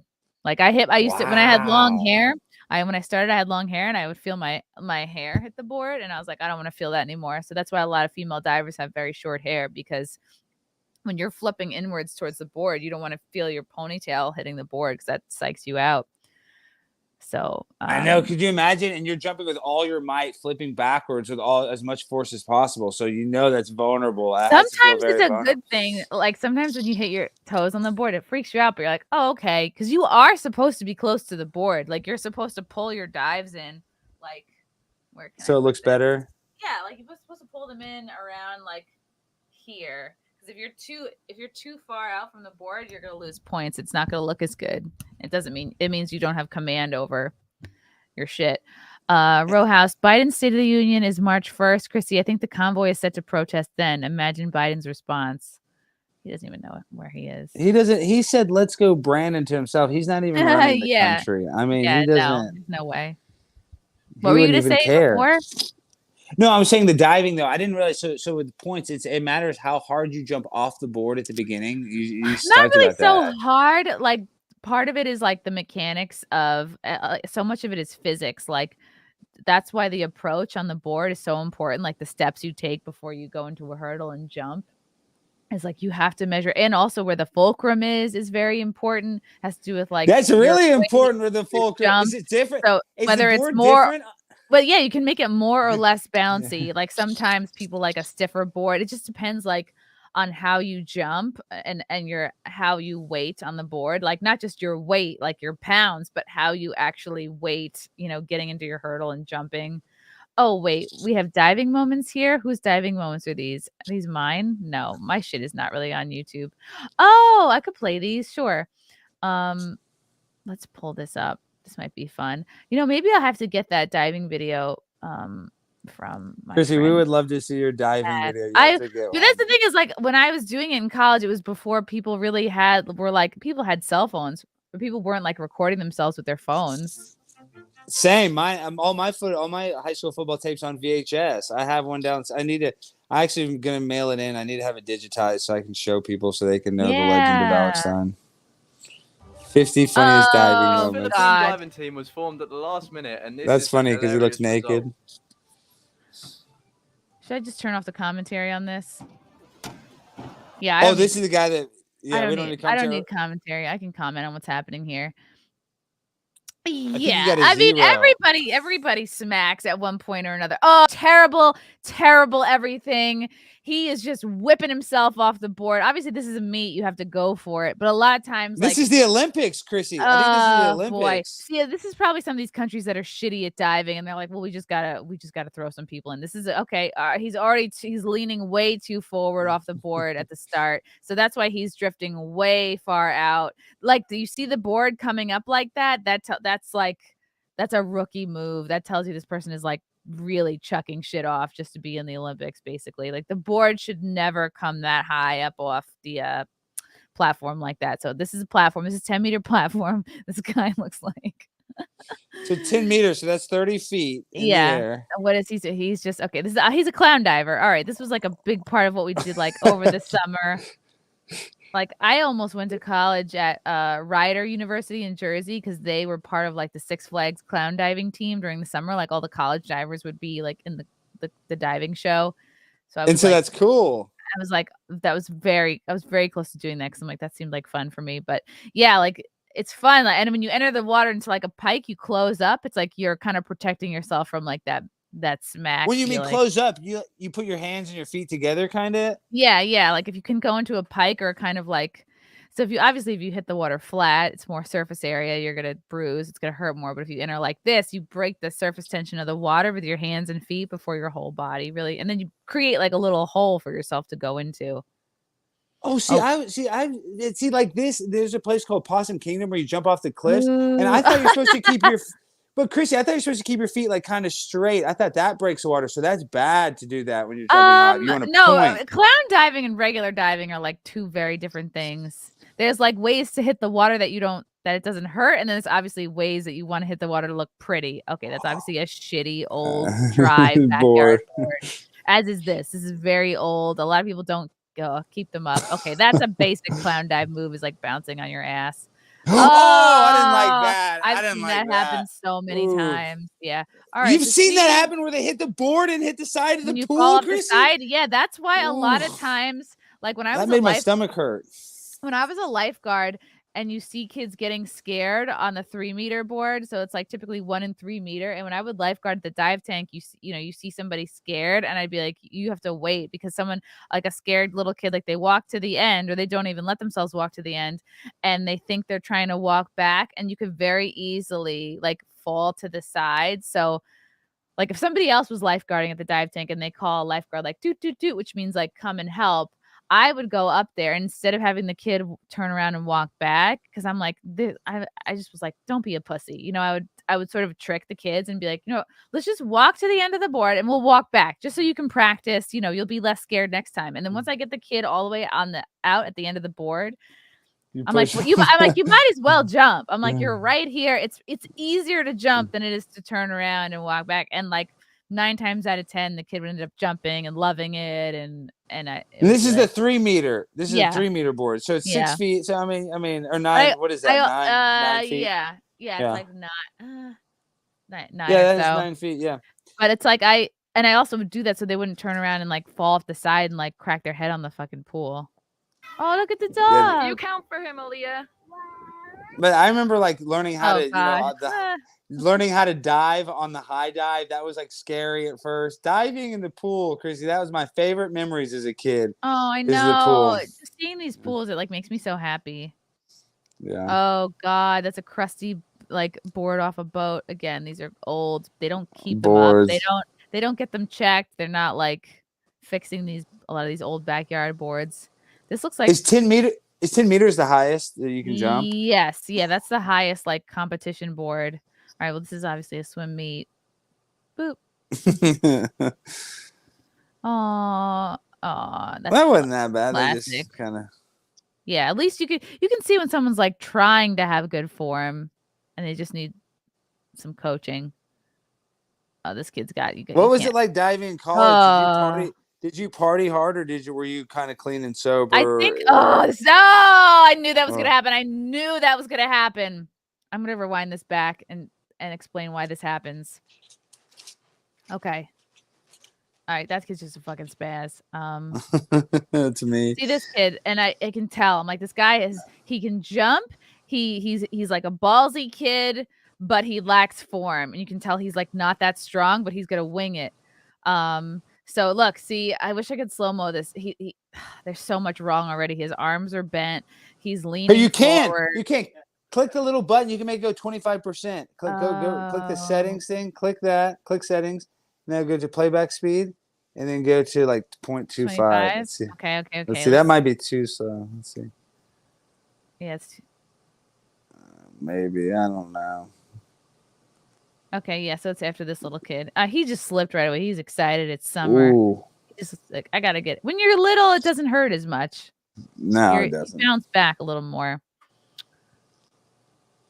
Oh man, I remember so many kids like this that I coached. You just have to teach them form, and you have to teach them patience. So he's already. This is a backyard diving board, which are the shittiest. They should just rip these all out, like, and replace them with like. Don't. It's like with these boards, like you think you have bounce, but you don't. There's no bounce. You might as well just have like a wooden plank. It would be better with like some rubber at the end. It would be better than this bullshit.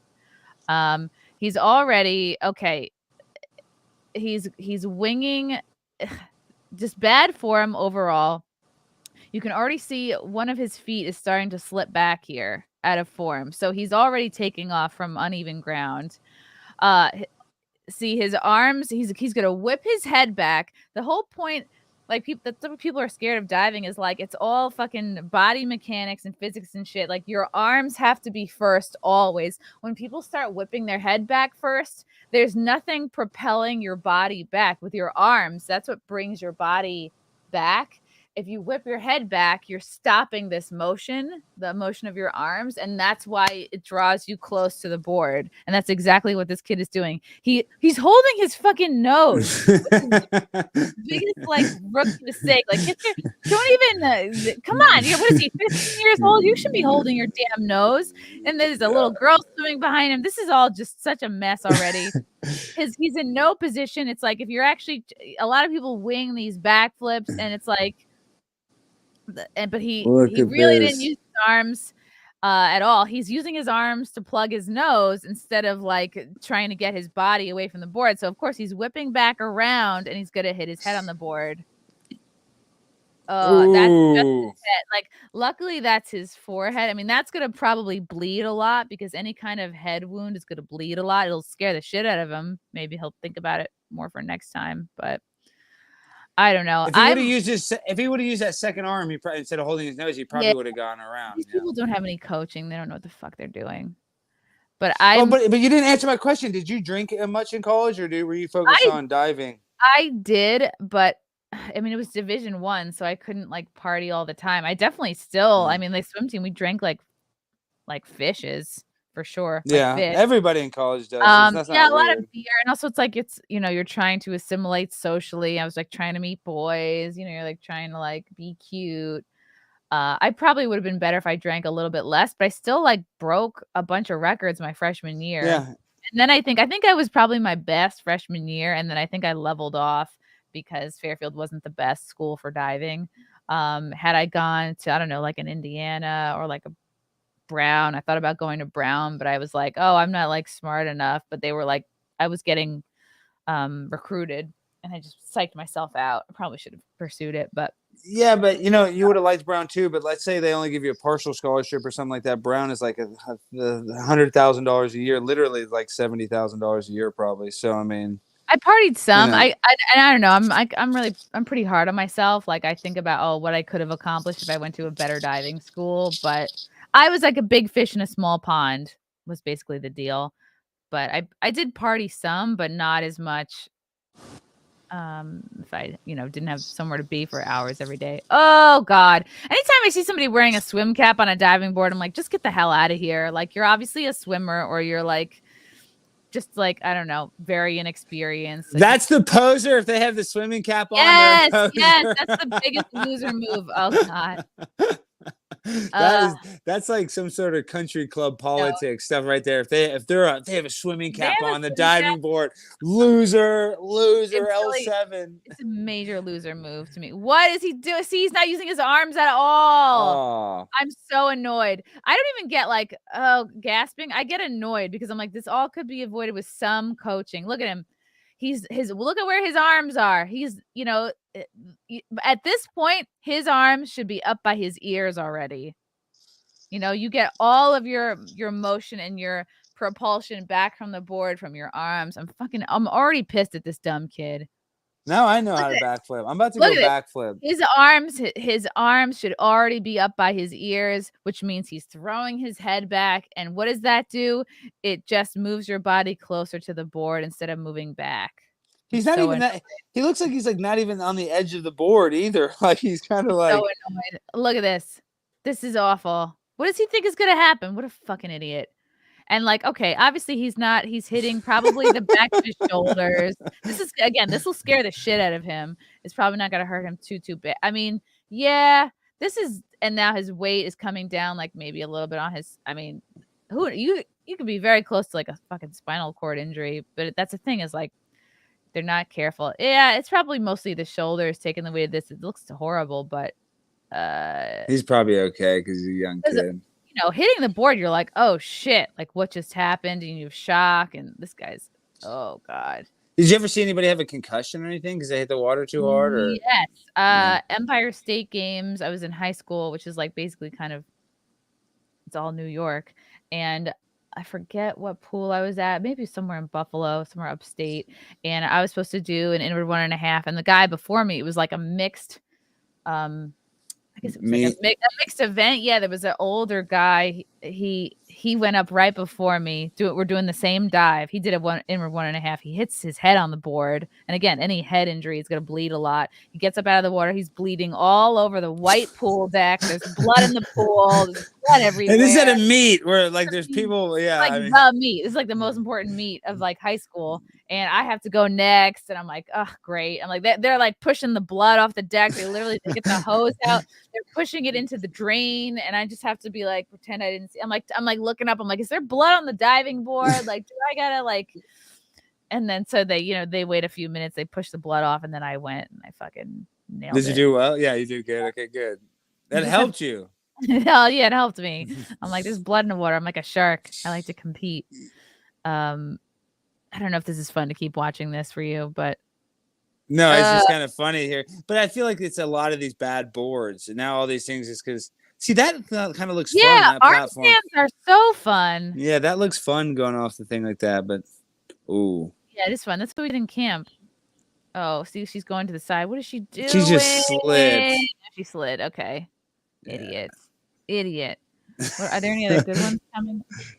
All right, this girl has some training, but she bailed. She bailed on it, and I don't like it when people quit.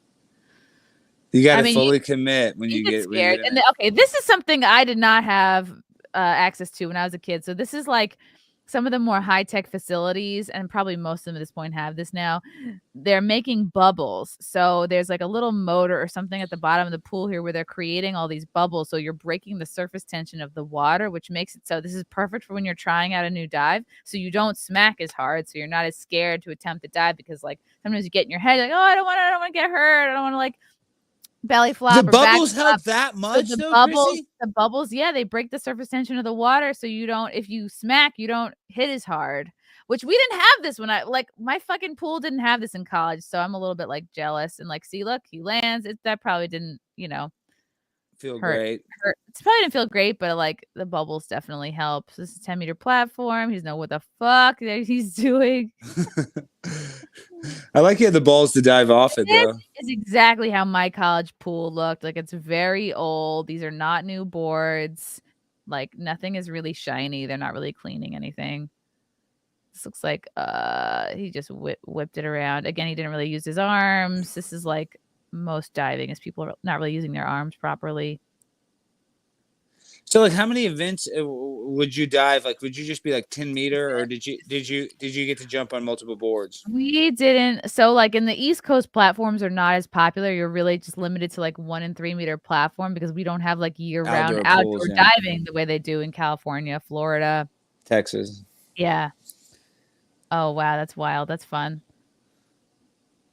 That's what's fun about like the guy divers are more likely to like whip something off the 10-meter platform, which is like fun. And like girls, oh, he slipped. See, again, they're not taking care of the board. They're not like making sure there's like ample grip at the end. Sometimes you got to like put grind it down. Like, yeah, you glue some grind. See, she's jumping off a garbage can. What do you think's gonna happen? Oh, and all the garbage goes in the pool. Oh wow! See this. Oh, Chrissy, this is a video. I mean, you've probably already seen it because you're a diver. But have you seen that video that's like been popular lately? It's like world's longest dive, and the guy's like, no. Type that in YouTube.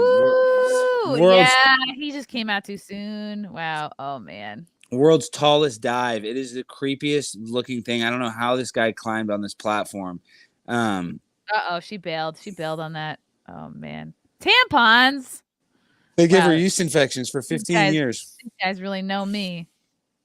50% of her life, her vagina was out of balance.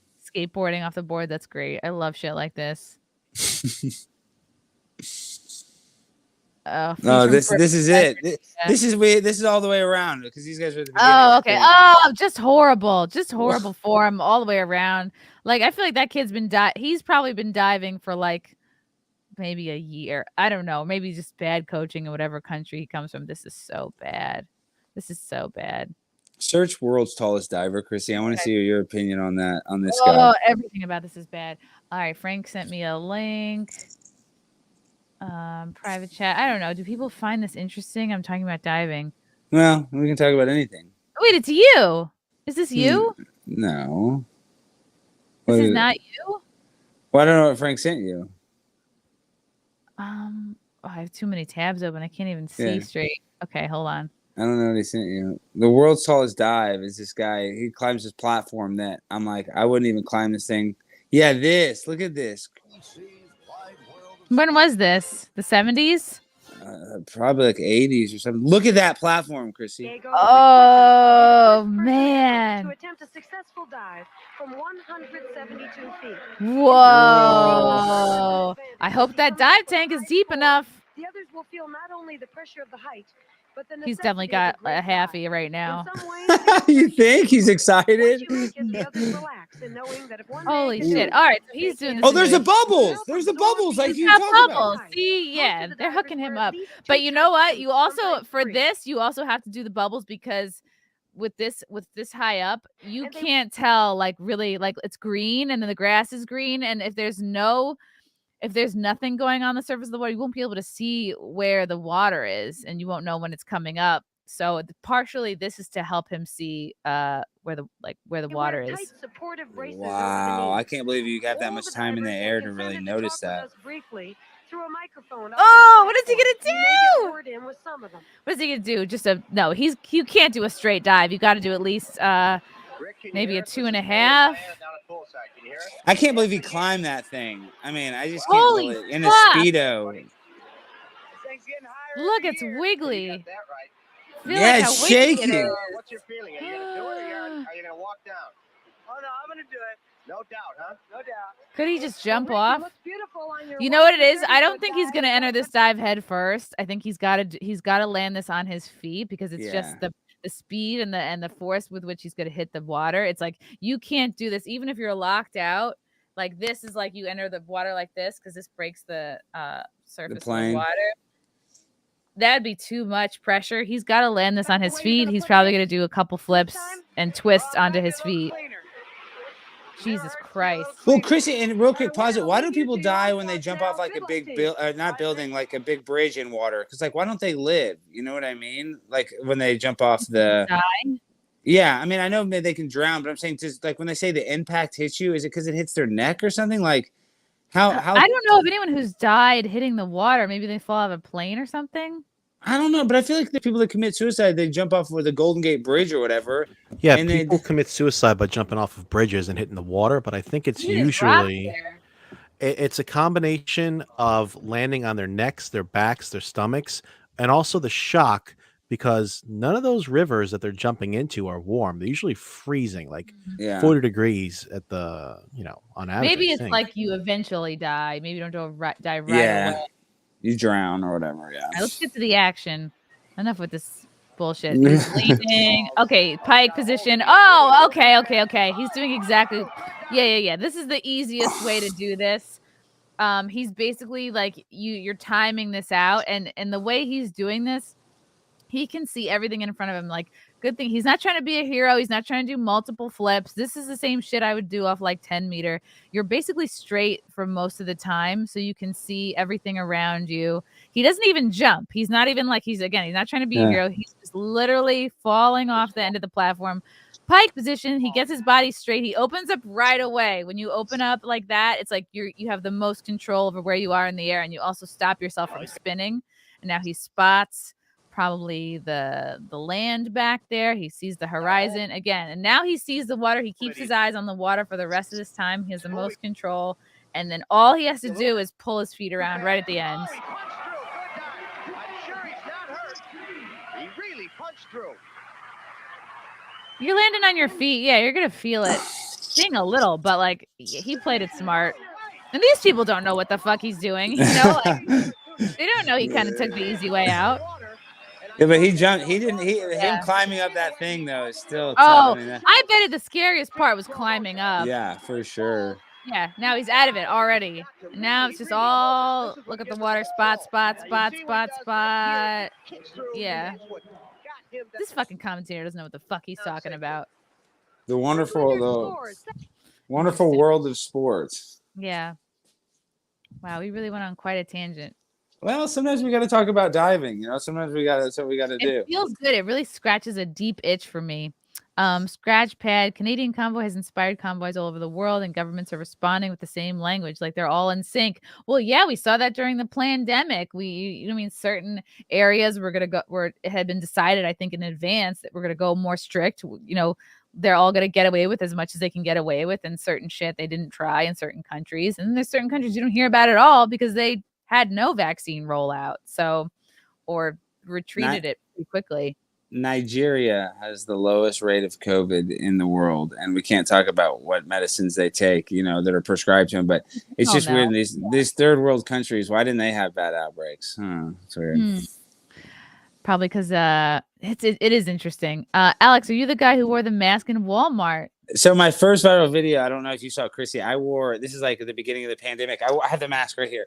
I wore this stupid mask in a Target. I got to show you the video. This is the exact mask. I even have it sitting on my desk still. I can't get this thing off it. So this is the mask. Well, I wore this in a Target, and they freaked out. They're like, "You can't shop in here." I'm like, "It's a mask. It's a mask." And I ended up still letting me shop.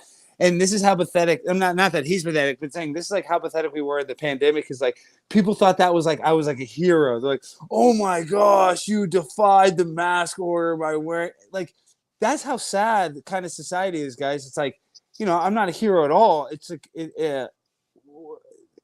we can't even go and shop without a mask. Like that's what I'm saying. That's how desperate we were for content. That was a big deal because I wore a goofy mask. Like That's the upside down world we're living in. That's a big deal. Everybody had their, this is like right at the beginning of the pandemic where everybody, had the mask, everybody was enforcing it. Texas was real strict about it.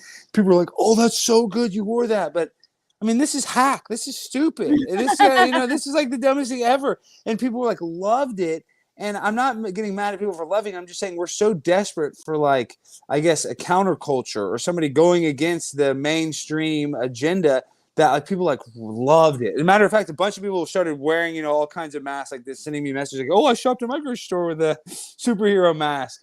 But this is, like I'm saying, the grand opening, grand closing. Now they're going to say, oh, we don't have to wear the mask anymore. And we're all going to celebrate it. When really our life, we never used to have to wear a mask in the first place. We shouldn't have celebrating the life going back to normal, but we can't see it that way. Speaking of masks, Chrissie, I did send you a video that's going viral from Libs of TikTok. FAA agents kicked off a passenger off of a flight for wearing a Let's Go Brandon mask. Ooh. So that's in the private chat above. Pull that up. And it wasn't even an official Let's Go Brandon mask. Like, it was like a white mask that he just wrote Let's Go Brandon on. And they freaked out. Like, watch this video. This is the most... The guy was reportedly kicked off a flight because he had Let's Go Brandon written on his mask and refused to change mask. Allegiant employee claims the FAA regulation since when? Am I sharing this? Let's see. Did it I come can up? see it. Yeah, I can see it. I have too many tabs. I can't see what I have up.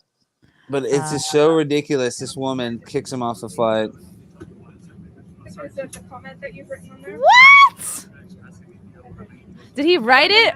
Yeah, he wrote Let's Go Brandon. Oh, it's written. It's not printed? No. Just give him a new mask then. We won't put on a new one. Sir, I'm going to ask you to change your mask. Put the phone down. I do not give you permission to film me. Oh, wow. Permission to film. Wow. I mean, why would she even care? Like, how is her job not... You can't even see it. It's like, written on this shitty paper mask. Yeah. I know. I don't give you permission to film me? What? Everyone has permission to film everybody. What are you talking about?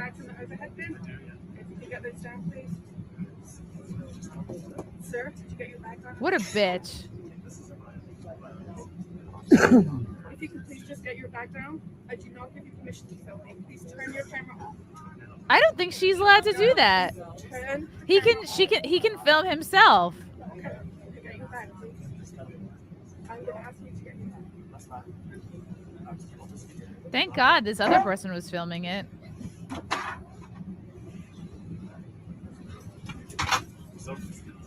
Wow. What a cunt. Wow.